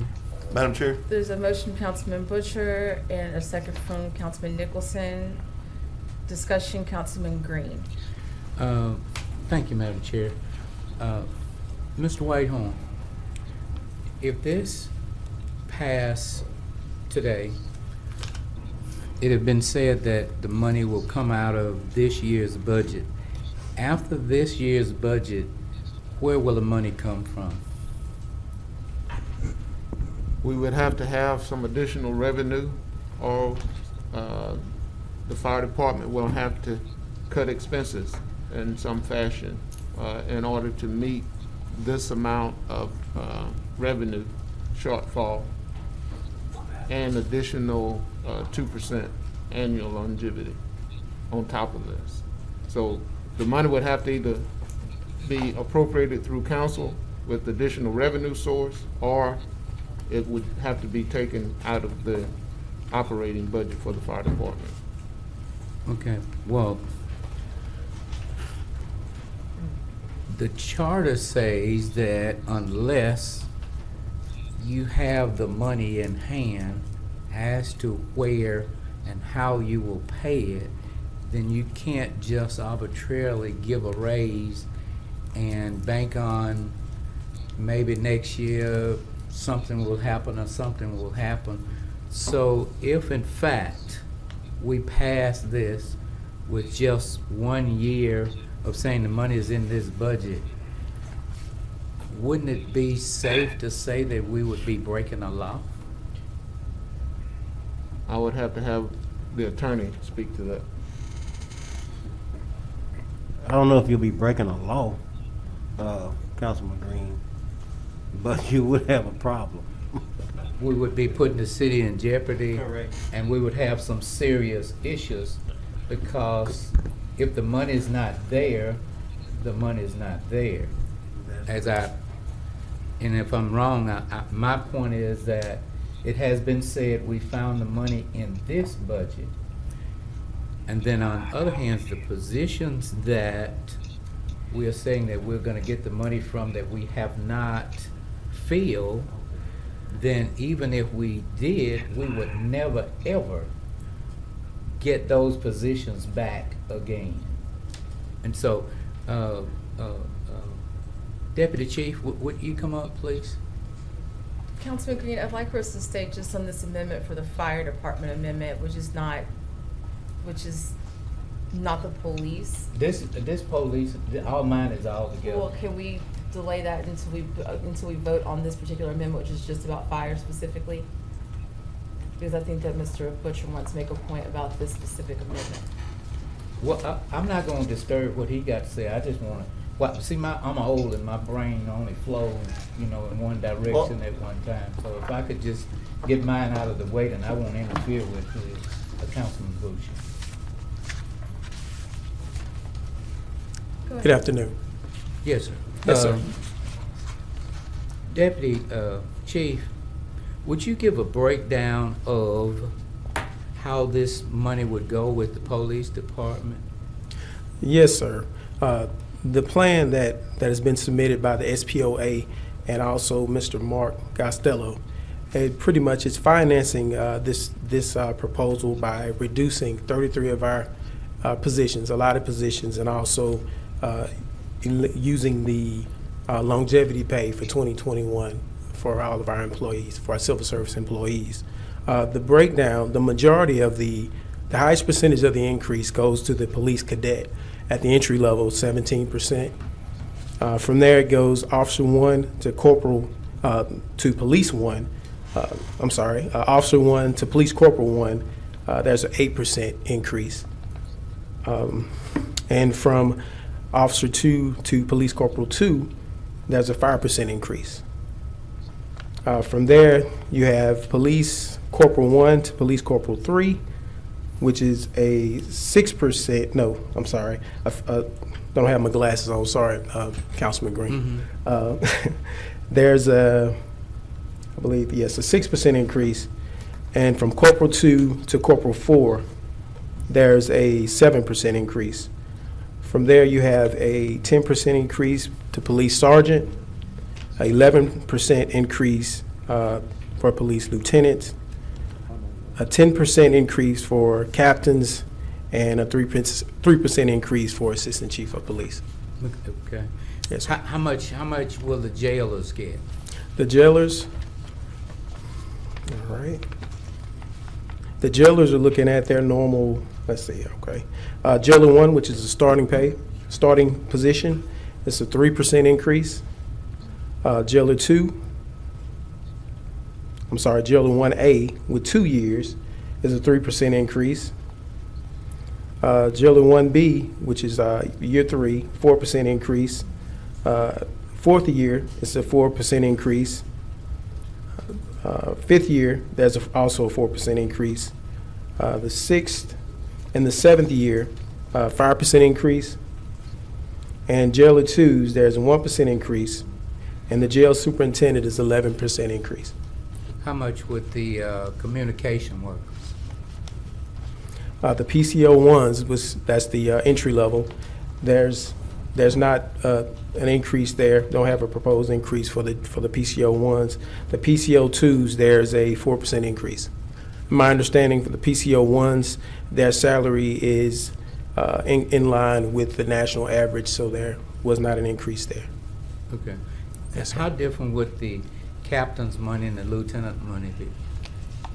According to the pay scale, and this doesn't include state pay, the lieutenant pay would go from 43,363 to 48,912, and the captain's pay would go from 48,410 to 53,772, and that doesn't include state pay. So let me just ask you a hypothetical question. As I've just said, the calculation of all of this comes from this year's budget. How, as you being an officer, would you feel if, in fact, we could pay you this year, but next year budget, we don't have the money? It's just hypothetical. Hypothetical question. Well, let me first start by saying our men and women in uniform, as we all know, they do an amazing job each and every day while putting their lives on the line. Many times leaving the house not knowing if they'll ever return. I would say that based on what this is the option that we're looking at, that we have before us. It's, to be honest with you, Councilman Green, it's a difficult question. It's a difficult question because our men and women, I have them on one side, and they deserve this raise. They really do. But on the other hand, I realize the fiscal responsibility of the city as well. And I really appreciate it. Yes, sir. Listen, let me explain something to you. I would love to give you all a raise. I'd love to give all of the employees a raise. But at this particular time, we just don't have the money. Now, I know they always say, well, if our officers don't get a raise, they're going to go to Bossier. Of course, Bossier has a brotherhood, and Bossier is only going to accept maybe about 2 or 3 folk from over here. Texas will get somebody 1 or 2. But individuals, when they sign up, it's not like we hid the price that what you would be making. We told them the truth. Nobody knew that this COVID-19 was coming. We just don't have the money. So at this particular time, as a person, we have to do what we have to do. It's like, for an instance, in New Orleans, a councilman or a councilwoman makes $80,000, and they got 5 people to work with them. This council, and we always compare cities, and I'm just saying, yes, sir. This council, we make gas money. And we don't have nobody to help. We got 1, 2, 3, 4 people to do all the work to make sure that we have this day here like it is, and they do an amazing job. My only problem is, if we had the money, and I want everybody to know that, whether it's fire, police, whatever, I don't think we ought to jeopardize our city. Right now, we've got to come up with $20 million, and the list go on.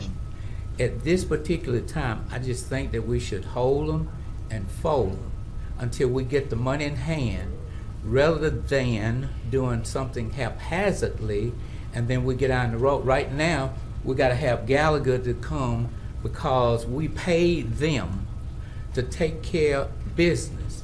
They did not take care of business, and so now we got millions of dollars that we've lost, and when they come, they're going to be poor-mouthed. All I'm saying is, if we could wait until we get our house in order. It's like, at my house, if my electric bill need paying, I'm not going to go shopping. I mean, I'm going to pay my electric bill. So right now, we're just struggling to pay Peter, to pay Billy Ray, to pay whoever.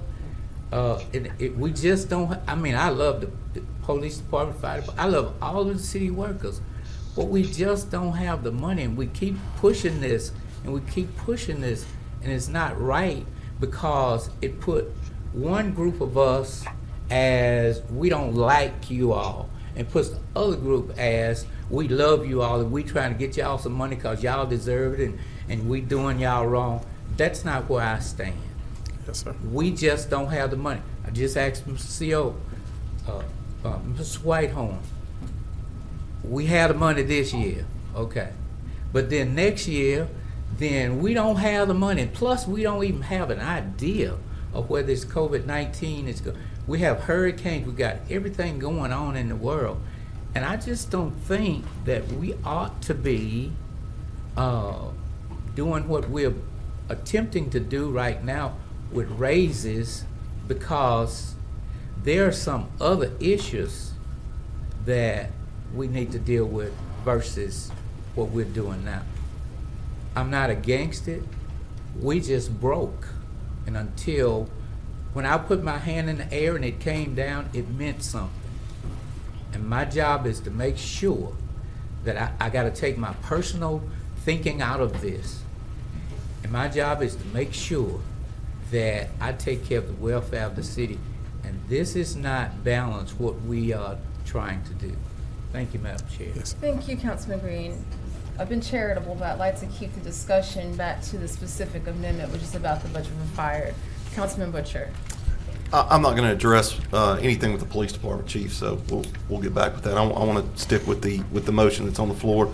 I wanted a little bit of explanation about why there was an amendment added. When we started this process almost a year ago, and it started in the Public Safety Committee, and then Councilwoman Fuller became involved, and we worked and had numerous meetings on this.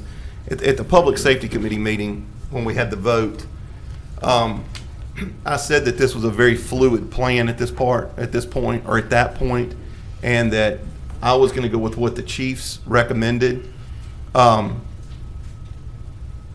Chief Raymond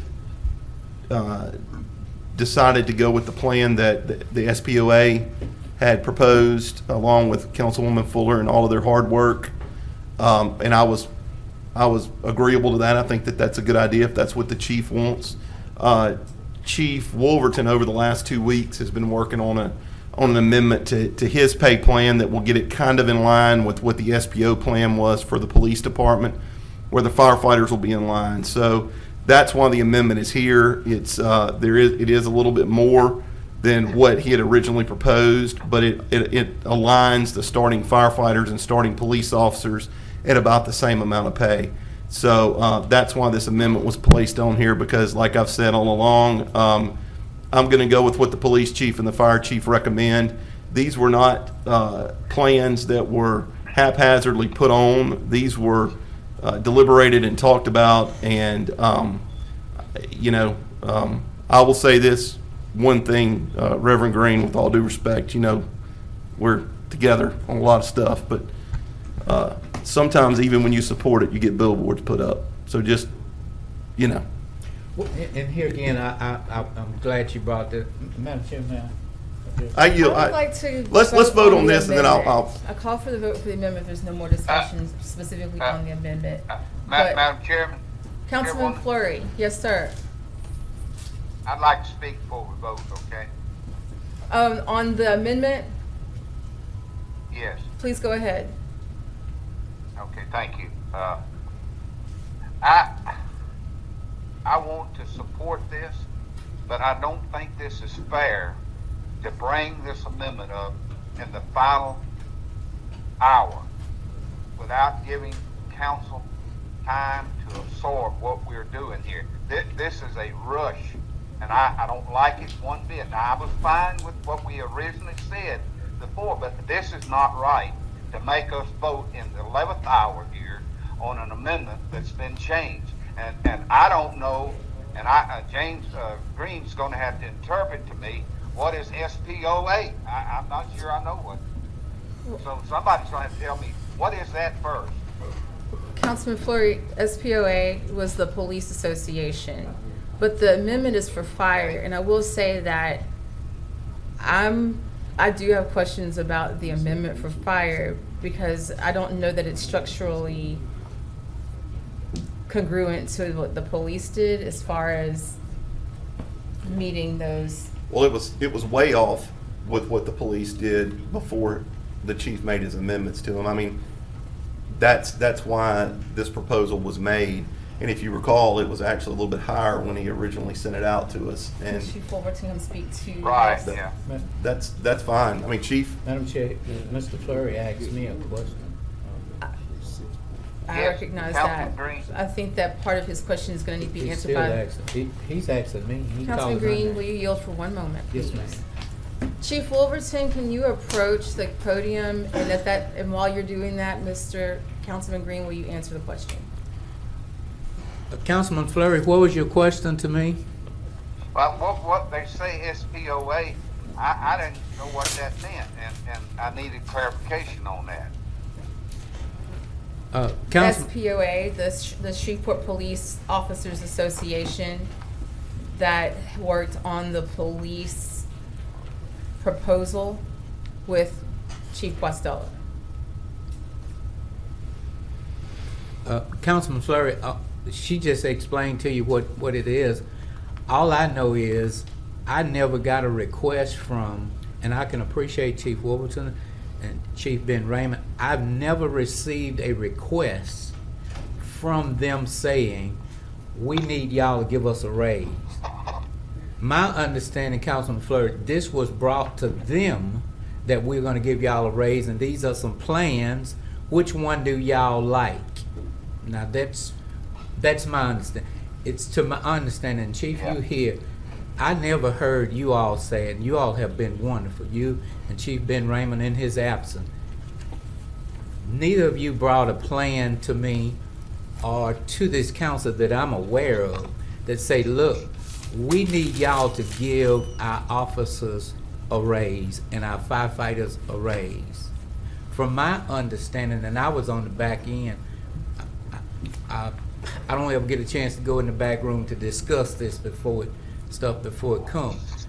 But did you all bring this to us as to this is what we want y'all to do? Did y'all come on the ground floor, or was it brought to you all as to saying, we need to give y'all a raise and these are some plans, and which one do y'all like? And I know I threw a lot of stuff at you, but just however you want to answer it. Yeah. Councilman Green, since I believe it was July, if I remember correctly, when the original Resolution 100 was submitted, that what began the conversations, and since then several meetings have occurred, several public meetings and several private meetings. Chief, I believe there's been 3 public safety meetings where there's been discussion about police and fire raises. Okay, Chief, because when this deal first came up, if it's my understanding, you all were not even in it, right? We were not included in Resolution 100, no, sir. Yes, sir.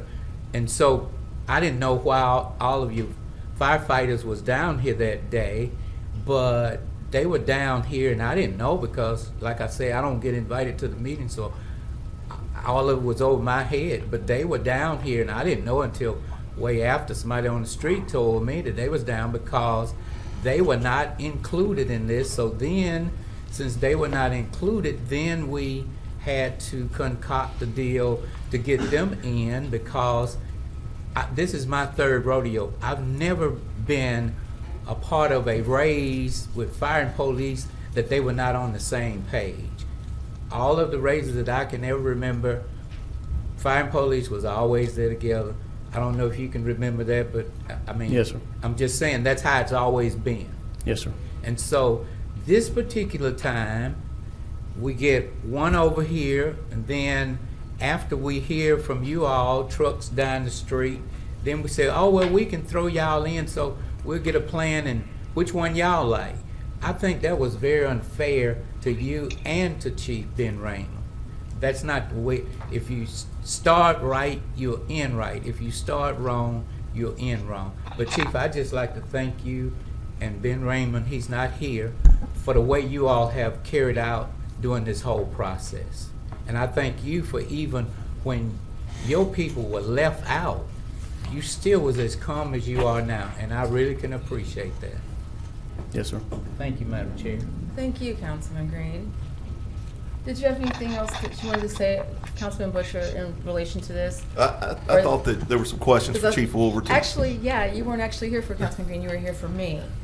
Could you please explain what has happened in this particular amendment that's been presented today and compare and contrast to whatever you and Chief Costello have been discussing to get us from where we started 2 weeks ago to where we are today with your amendment? Yes, ma'am. You know, from the last public safety meeting, there was a vote that was approved for, if I remember correctly, it was a 4% increase on fire and police side. That's what I recall. Since that meeting,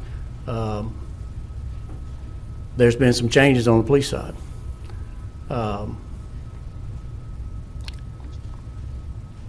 Based off of that, I'm looking at my department.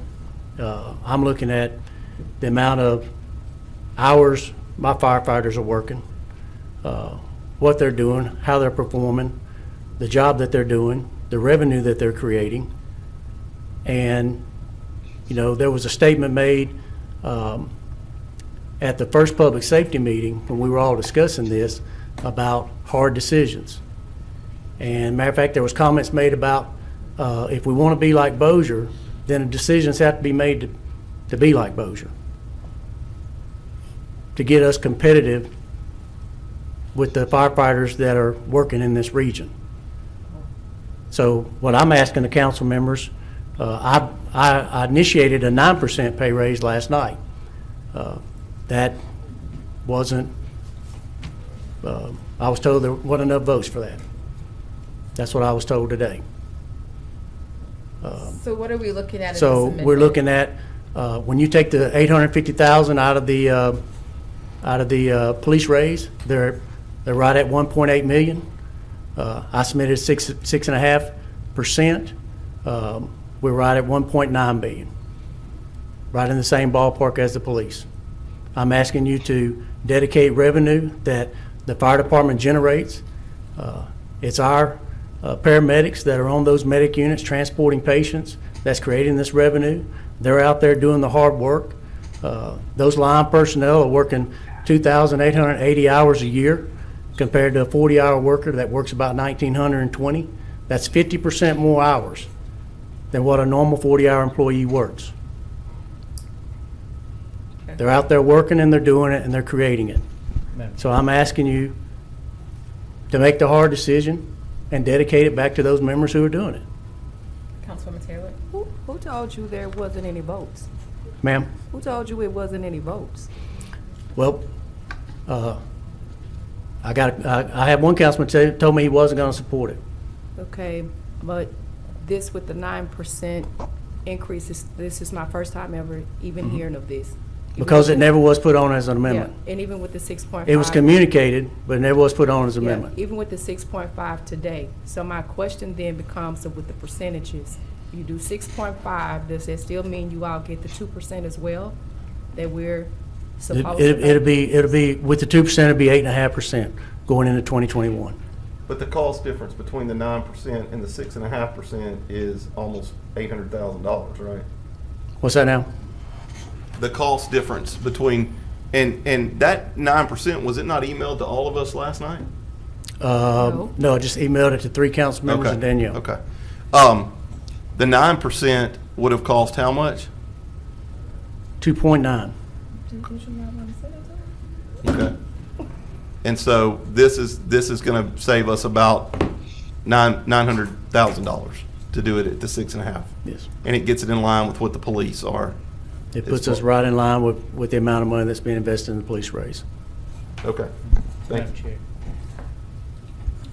Is there any similarity to the structure that you were looking at with Chief Guastella? Does this follow any of that same structure? No, it does not. Okay.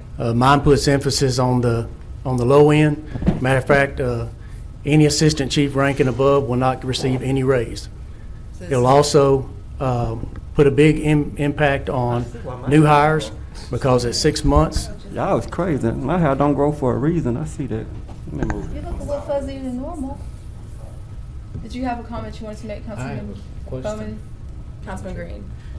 Chief, and just like what you just said, you said that it was emailed to 3 council members.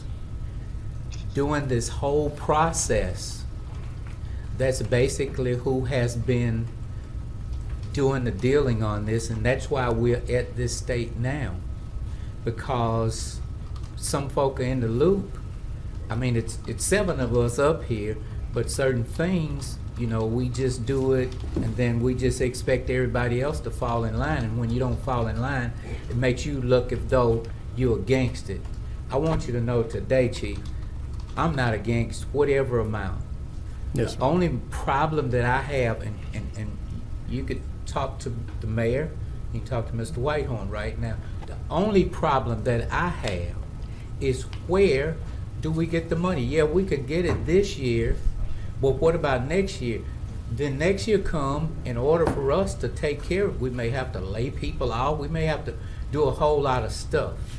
My question to you all is this: is it any ways possible that we could postpone this or table it until we get some sound ground versus rushing to say, yay, I'm the one who got y'all a raise? I'm not trying to do that. Is that a Make motion? sure that you do everything decent and in order. Is that a motion, Councilman Green? What? What you just said, to postpone or whatever? Well, I was looking for a nod from the chief. Oh, you got a nod over here if it is. I'm just letting you know. that's, You have a motion on an amendment and a counter motion to postpone. Do I have a second? Second. All in favor? I call for the vote.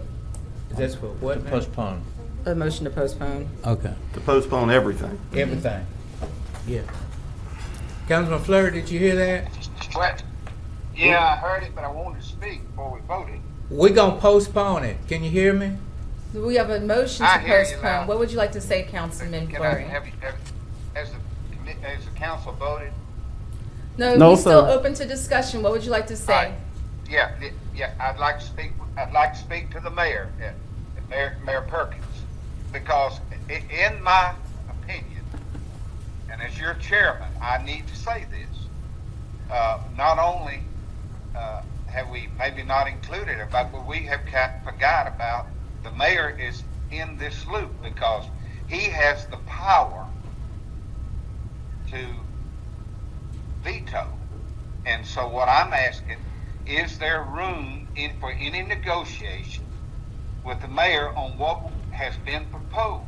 I think we've got to go to that step first before we take a vote and we go down the feet on everything. So, Mayor, do you see any, I'm not asking for a commitment, but do you see any hope for negotiation? I do, For a Mr. smaller Chairman. amount? I do see some space where we can negotiate, but I do need to have my police chief and the fire chief in the room with me and some other senior members of the administration and possibly the authors of this bill as well. We would like to sit with you all so we can come up with something that's more palatable to all parties. Madam Chair. Well, Councilman- I'm sorry. Go ahead, Councilman Fleury. No, I was just going to say that to me would be a very prudent step in the right direction. Thank you. Thank you, Madam Mr. Chairman. Councilman Butcher. Did you have something, Councilman? Can I make a comment really quick? I want to just add a Mayor little bit to Perkins. what I just said. Sorry for jumping in, but again, we've been checking through this ordinance throughout the day, and for some time this morning it was down, and we've had some problems pulling up several documents. We do have some questions of clarification that we were going to ask the council on how to even administer this, so more time allows us to figure it out as well. To the police and fire out there, this does not impact it because this doesn't go into place until fiscal year 2021 as well. So 2 weeks for us to really figure it out and get the details will be helpful with this. And overall, I'll talk to all the council members throughout this process to make sure that everybody has an appetite for it, because I've heard from other council members as well that we should be looking to give raises to all the essential workers and not just first responders too. My phone So- number hasn't changed. We've been working on this since July, and I haven't been having backdoor meetings with anyone. Every discussion has been had, for the most part, in here. There's been one meeting with the associations and the chiefs that was off campus here, but was actually at the campus of the academy.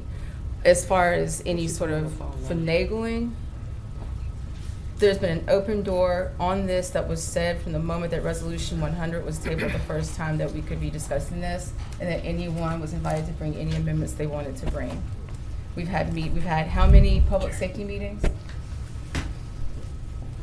We've had Three public safety meetings? And those are all open to every member of the council to come and sit in those discussions. I'm not on that committee, as I was reminded. And I you're was not. still there.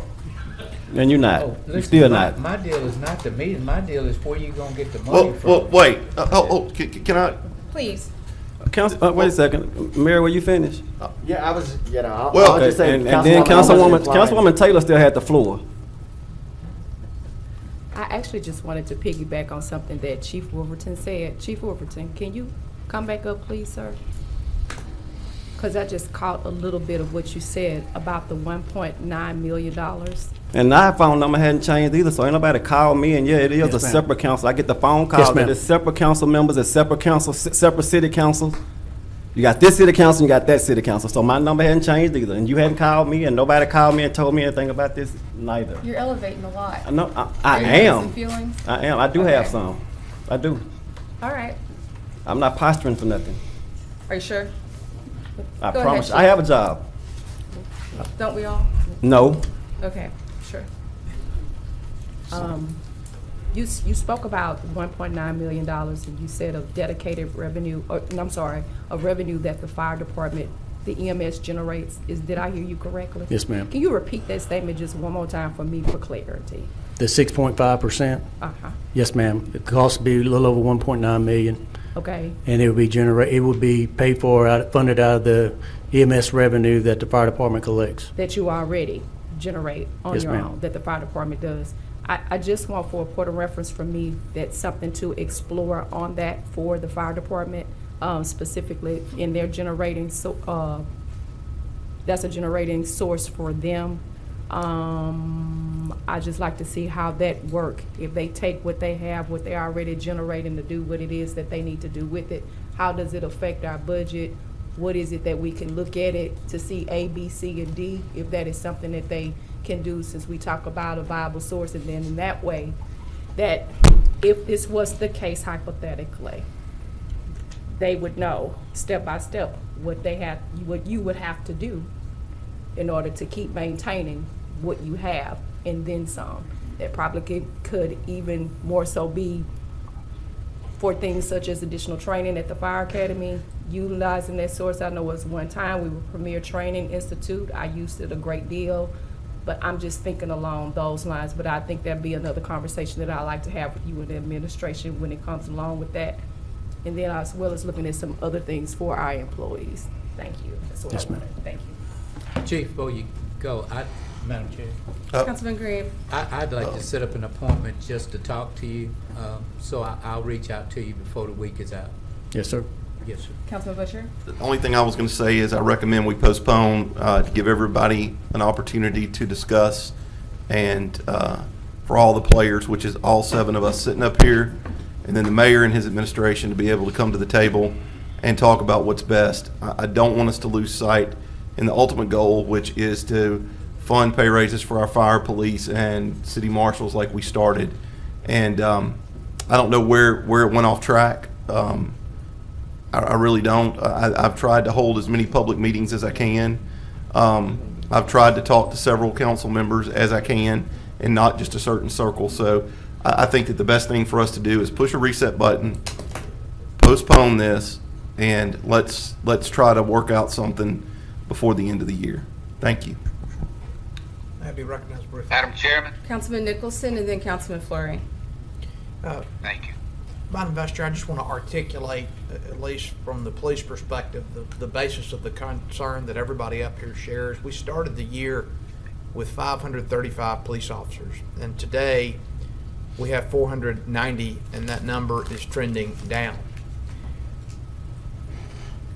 The police raise on the table would fund 535 positions, and so it would not require any decrease in the number of officers on the street. To the contrary, if we appropriately increase police compensation, that number, which is at 490, will begin to trend up. If we don't change the trend of the number of officers we have in Shreveport, we will not have the manpower, the person power that we need to appropriately investigate and prevent crimes. So I look forward to working with every member of the council and with the mayor to address that problem. But this is a problem that has got to be addressed through legislation this year. We've been talking about the inadequacy of public safety compensation since we were elected in late 2018. The time to address it is now, and I hope we can accomplish that by working together between now and December. Thank you. Councilman Fleury. Thank you. Mayor, I can't see you on this Zoom deal, but I want to just say to you now, I would want you to make your commitment to me, and I'm going to make my commitment to you, that we're going to dig into this and come up with a solution that everybody might not be happy with, but they'll be happier than they are today. Is that correct? You and I've got that commitment. Absolutely, Mr. Chairman. We'll get you something. Okay, and John Nicholson, Councilman Nicholson, Yes, I want sir. to say this to you, what you just said. You're exactly right. When I was growing up, going to school in Homer, Louisiana, I used to sit next to a guy named Ronnie Anderson, and I cheated over there trying to look over his test to get the answers, and he was come to find out he was trying to cheat and get them off of my sheet. So we didn't get nowhere. We stayed where we were. So I've been looking on Grayson's sheet, and he's been trying hard to get this thing. He and Levette and all of you have tried so hard to get this to the front and center, but I think we're on the right track today to just step back and try to get something that is workable and everybody can vote unanimously for. So thank you very much. I agree, Mr. Chairman. Thank you. Call for the vote. Is this the vote to postpone? Yes. Postpone. Aye. That passes 6-1. Let's continue.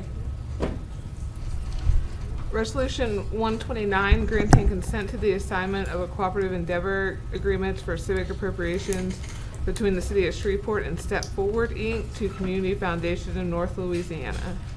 So moved. Second. It's a motion from Councilman Green, a second from Councilman Nicholson. Call for the vote. Aye. Passes unanimously. Let's continue.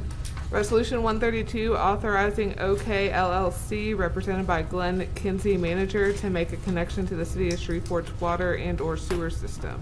So moved. Second. It's a motion from Councilman Butcher, a second from Councilman Bowman. There's no discussion. I'll call for the vote. Aye.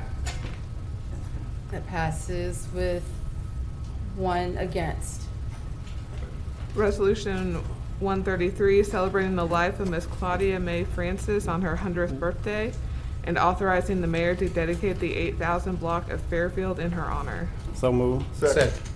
It's a motion from Councilman Bowman, a second from Councilman Green. There's no discussion. I'll call for the vote. Aye. That passes unanimously. Ms. Ewing, will you proceed with the introduction of resolutions? Resolution 134, acknowledging that the City Council has reviewed the 2019 internal municipal water pollution prevention report concerning the North Regional and Lucas wastewater plants. Resolution 135, granting a variance from certain provisions of Chapter 34 of the Code of Ordinances relative to flood hazard prevention. Resolution 136, authorizing the mayor to execute an agreement with the LSU Board of Supervisors acting through Louisiana State University in Shreveport for the retention, preservation, and servicing of city records at LSUS. Resolution 137, authorizing the execution of a cooperative endeavor agreement with the Caddo-Bossier Parishes Port Commission, the City of Shreveport, and the Parish of Caddo relative to the commission of a disparity study of each entity's contract and procurement practices relative to minority and women-owned businesses. Resolution 138, authorizing the mayor to execute agreements to amend and modify the home loan note for Greenwood Villa 1 located at 4430 and 4440 Danny R. Wimberley Drive in Shreveport, Caddo Parish, to improve the subject property. So move for introduction. It's a motion from Councilman Bowman and a second from Councilman Green. Will you proceed with introduction of ordinances? Ordinance 158, amending the City of Shreveport, Louisiana 2020 general fund budget, appropriating the funds authorized herein, Ordinance 159, amending the 2020 budget for the general fund. Ordinance 160, amending the 2020 general fund budget. Ordinance 161, closing and abandoning a street dedication in Lot 18 of the Nichols subdivision in Section 26, Township 17 North, Range 15 West. 162, creating and establishing a no parking zone anytime on both sides of the street in the 400 block of Winwood Drive.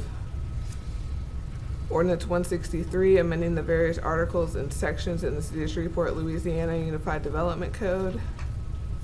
Ordinance 164, case number 20-106C, 1548 Madison Avenue. An ordinance to amend the official zoning map of the City of Shreveport Unified Development Code by rezoning property located on the northwest corner of Laurel Street and Madison Avenue, Shreveport, Caddo Parish, from C1 Neighborhood Commercial District to C3 General Commercial District. And then Ordinance 165, a series ordinance pursuant to the General Bond Ordinance authorizing the issuance of not to exceed $50 million of water and sewer revenue refunding bonds in one or more series of the City of Shreveport, State of Louisiana, establishing certain details of such bonds as required by the General Bond Ordinance, approving and confirming the sale of such bonds, pledging the net revenues to secure such bonds, prescribing the form, certain terms, and conditions of said bonds, authorizing the use of a preliminary official statement and the preparation and distribution of an official statement, authorizing the purchase of and subscription for certain escrow securities, authorizing escrow verification and engagement of escrow agents, and authorizing execution and delivery of a paying agent registrar agreement. So move on introduction. It's a motion from Councilman Green, a second from the chair. Let's continue with the ordinance on second reading and final passage. Ordinance 104, amending Chapter 78, Article 2, Division 3 of the City of Shreveport, Louisiana Code of Ordinances relative to poles and wires. Madam Chair, I move to postpone and request brief discussion. Second. It's a motion from Councilman Nicholson to postpone, and a second from Councilman Green, and discussion, Councilman Nicholson. Madam Chair, the purpose of this legislation is to ensure that the city and all its departments have ready access to information concerning the owners and users of poles, wires, and other structures within the city right-of-way. Representatives of SWEPCO, AT&T, and other community stakeholders have expressed concern about the security implications of implementing legislation to require the wholesale release of that information without agreements in place to ensure that it does not become public. I think those concerns are well-founded, and for that reason, my intention, did I move to table or postpone? You said postpone. I'd like to move to table this legislation. Thank you. Substitute motion to table, second from Councilman Green. Call for the vote. To table the legislation, yeah. And I will request that the chair of the infrastructure committee add this to the agenda of her next meeting. Thank you. Aye. That passes unanimously. Let's continue. Ordinance 115, closing and abandoning an additional portion of Sugarleaf Trail in the Lindbrook subdivision, Units 5 and 5A in Section 35, Township 17 North, Range 14 West. Motion to postpone. Second. It's a motion to postpone from Councilman Green, and a second from Councilman Bowman. Call for the vote. Aye. Passes unanimously. Let's continue. Ordinance 122, annexation, tag number 20-01, an ordinance to annex property in sections 22 and 27, Township 16 North, Range 13 West, Caddo Parish, Louisiana, into the city limits of the City of Shreveport. So moved. Second. It's a motion from Councilman Butcher, a second from Councilman Bowman. If there's no discussion, I'll call for the vote. Aye. It passes with one against. Let's continue. Ordinance 126, amending the City of Shreveport, Louisiana 2020 Capital Projects Fund budget, appropriating the funds authorized herein. So moved. It's a motion from Councilman Green, second from the chair. If there's no discussion, I'll call for the vote. Aye. Passes unanimously. Let's continue. Ordinance 127, amending the 2020 capital projects fund budget. So moved. Second. Motion from Councilman Bowman, a second from Councilman Green. Call for the vote. Aye.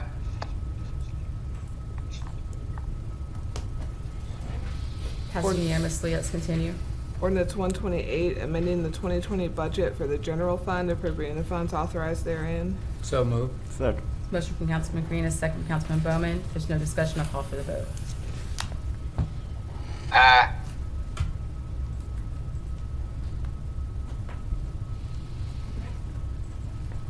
That passes unanimously. Let's continue.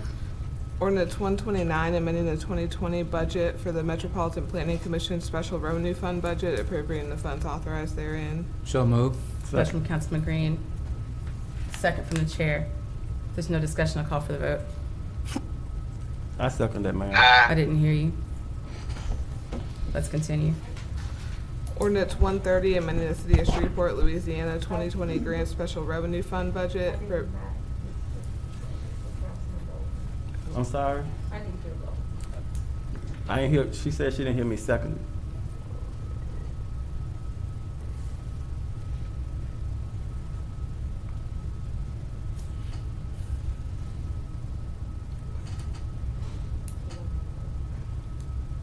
She still needs you to vote. I want to go on the record as second. Please let him on the record a second.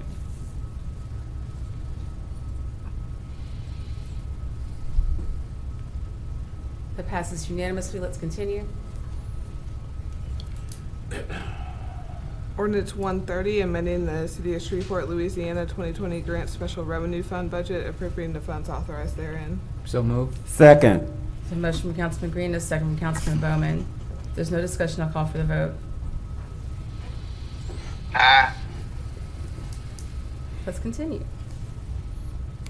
Ordinance 131, closing and abandoning a portion of the alley in the Belmont subdivision in Section 31, Township 18 North, Range 13 West. So moved.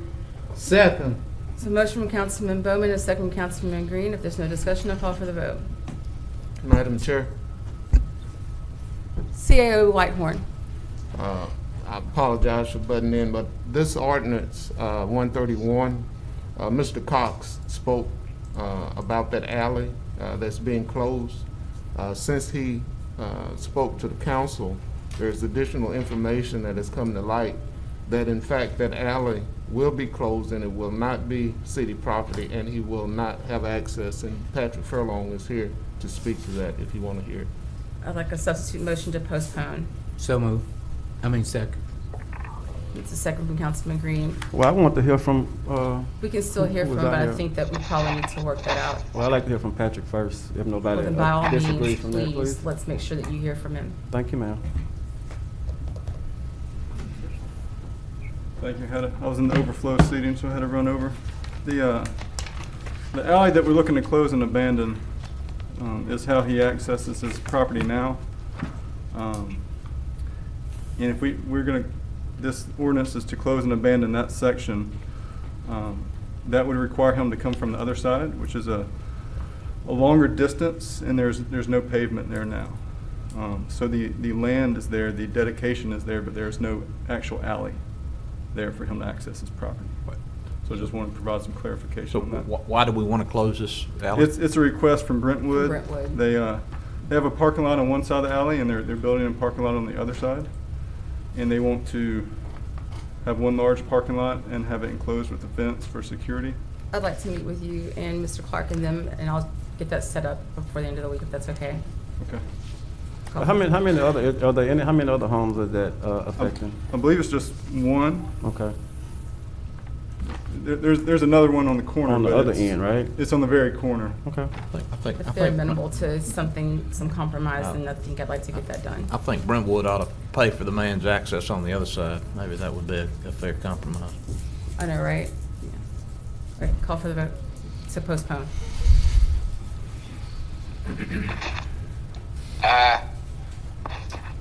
Passes unanimously. Let's continue. Ordinance 132, closing and abandoning a portion of the Monkhouse Drive dedication in Section 8, Township 17 North, Range 14 West. So moved. Second. It's a motion from Councilman Bowman, a second from Councilman Green. If there's no discussion, I'll call for the vote.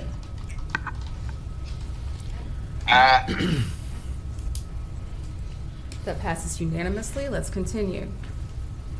Ordinance 133, authorizing encroachment into the city's public right-of-way located at Stratford Avenue as more fully described herein, and to authorize the mayor or his designee to execute an encroachment permit with Sarah Med Properties LLC. So moved. Second. It's a motion from Councilman Bowman, a second from Councilman Green. I think I hear a discussion from Councilwoman Taylor. What is an encroachment?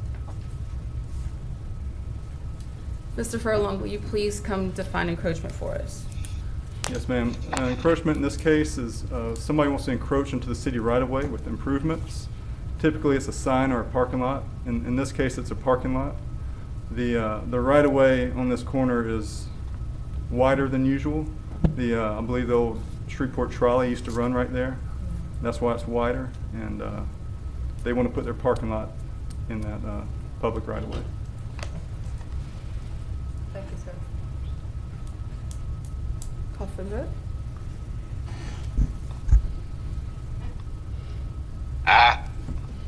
That passes unanimously. Let's continue. Ordinance 134, amending certain portions of the Code of Ordinances of Shreveport, Louisiana relative to housing and property standards. So moved.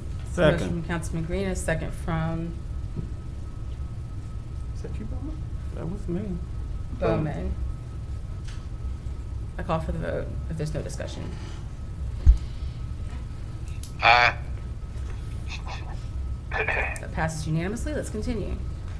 Ordinance 135, authorizing the mayor to execute a cooperative endeavor lease agreement of city-owned property located in Ledbetter Heights, Shreveport, Louisiana, 71101, and Caddo Parish to Shreveport Millennium Housing 4 LLC for the purpose of lessees to maintain and improve the subject property.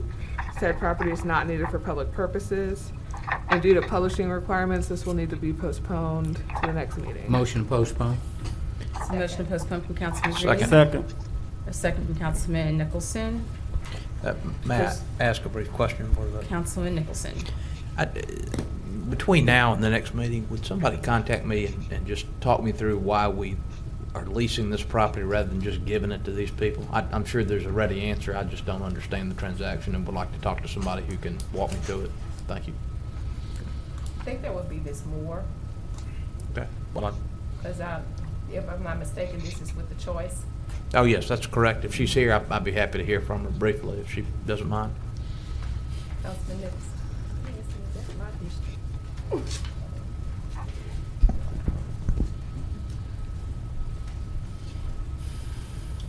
Hey, good evening. Good afternoon. It was the way the property was acquired. It was acquired, some is private sale, some is adjudicated property, and some is what we call seizure. And because of the seizure statutory requirements associated with seizure, the city cannot donate the property. That answers the question. Thank you so much. All right, let's vote.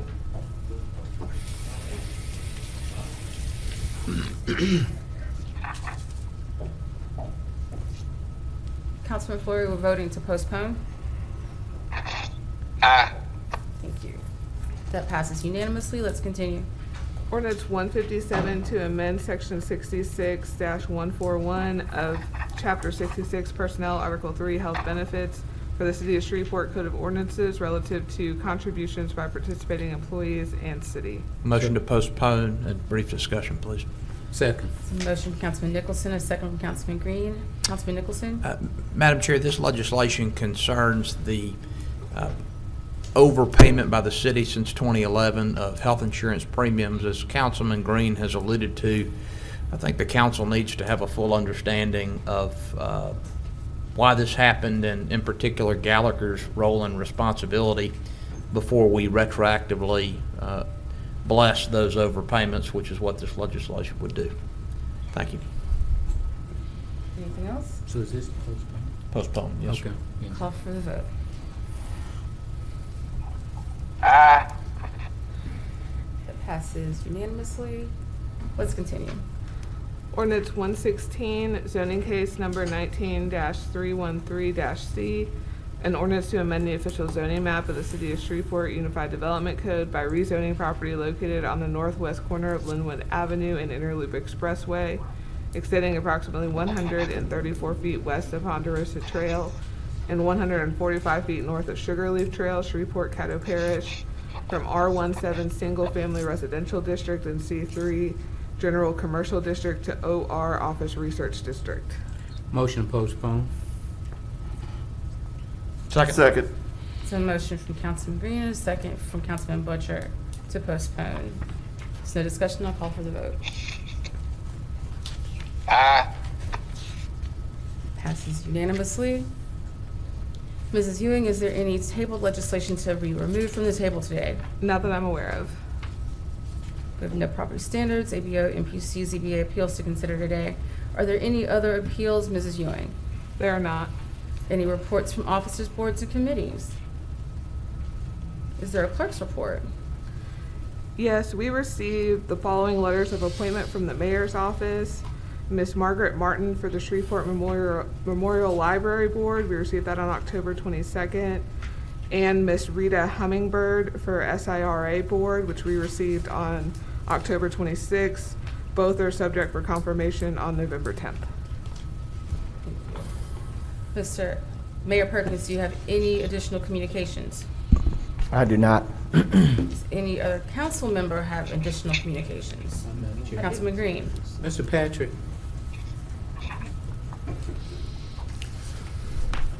Yes, sir. Is there a way you could let me know when the Valley View Bridge will be taken care of? It's been forever and a day, and they calling me about it every day as to Yes, when sir. will we do something about it? It'll be very soon. Last report I got, they were about to pour the concrete back, and that was a few days ago. Yes. So I'm not sure if it was poured back or not, but I can find that out. And once it's poured back, it's typically about a week after that. So Yes, give me a call when that I'll do happens, Pat. Thank you. yes, sir. Madam Chair. Councilman Nicholson. Excuse me, I apologize. That's I yield to Councilwoman you. Taylor. Excuse me. Mr. Furlong, I have a couple of things for you. Yes, ma'am. I want to, for you to give me an updated explanation about the flooding in Rosenwald in the MLK area. Rosenwald? Yes, the Rosenwald subdivision right before you get to University Park. I also want to discuss further Chief C.L. Whitehorn and Mr. Furlong about Downing Street, as well as Thomas Howard. Thank you, sir. Thank you. Councilman Nicholson. Madam Chair, we received a communication from a member of the state legislature encouraging the city to submit a capital outlay application before the deadline of 10/31. I assume that's in progress? Yes, sir. Okay, very good. Thank you. Councilman Green. I'd just like to urge everybody to make sure that you go out to vote on next Tuesday, a week from today. And if today is the last day to do early voting, it'll be open until, I believe, 8 o'clock. So you still have time, but I do urge you to vote if though your life depends on it, because it may depend on it. And also, of course, he didn't ask me to do this, so this is not a paid for commercial. I would also urge you to vote for the mayor for United States Senator. Thank you. You're not the only one sitting up here. Right. Oh, and when they Baby, gonna, and also my member, please vote for Tabitha Taylor. I'm You will sorry. not get any ties. I've been on medication. I'm sorry. I've been on medication. I'm sorry. There will be a leak in I'm the sorry. offering. Please this week. vote for Tabitha Taylor in District A, please.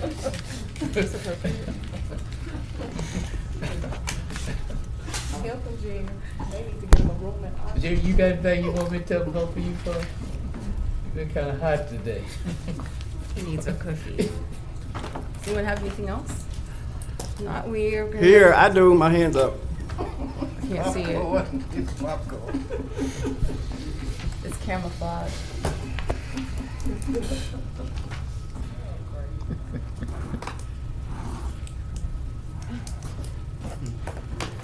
Okay, now. I don't get into domestic. It was like I stated earlier, and no pun intended, I just want to make sure that we all understand, there's 7 members up here. And Councilman Butcher, I understand what you said, I get it. But Danielle, in the future, please, if there's something to be communicated, just send it to all 7. I'd appreciate that. I don't care who gets credit for anything or whatever goes on up here with this council. I don't hijack people's meetings. I don't hijack people's ideas. I'm not looking for recognition for anything else. I think I've got enough of that.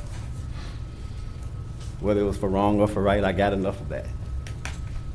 But there's 7 of us up here. There has been backdoor discussions, there's been backroom discussions, and we just, at the end of the day, it's 7 people up here. Yes, it does take 4.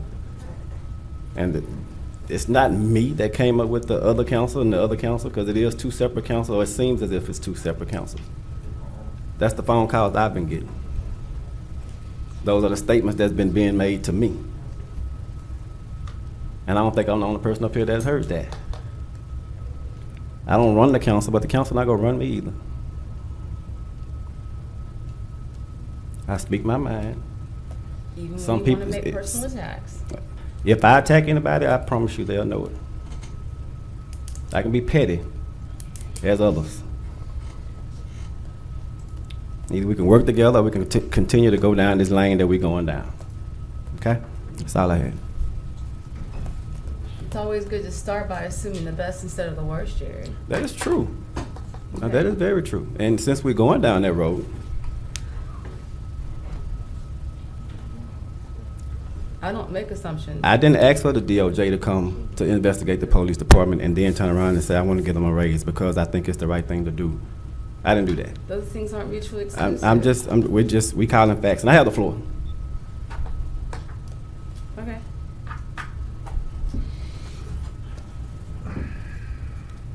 We're going to either work together, council, please, or we continue to let the Shreveport see how divisive we really are, or we can be. That's all I ask. Work together. Now I'm finished. All right. Anyone else?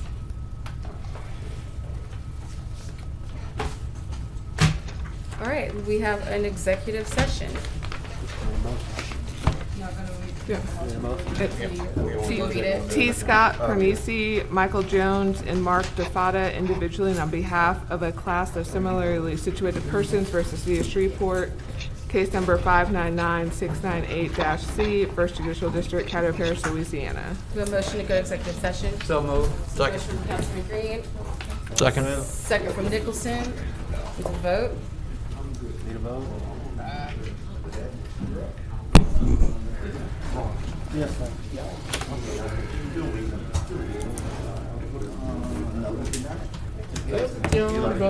Pastor Green, here we are another day. Another day. $1.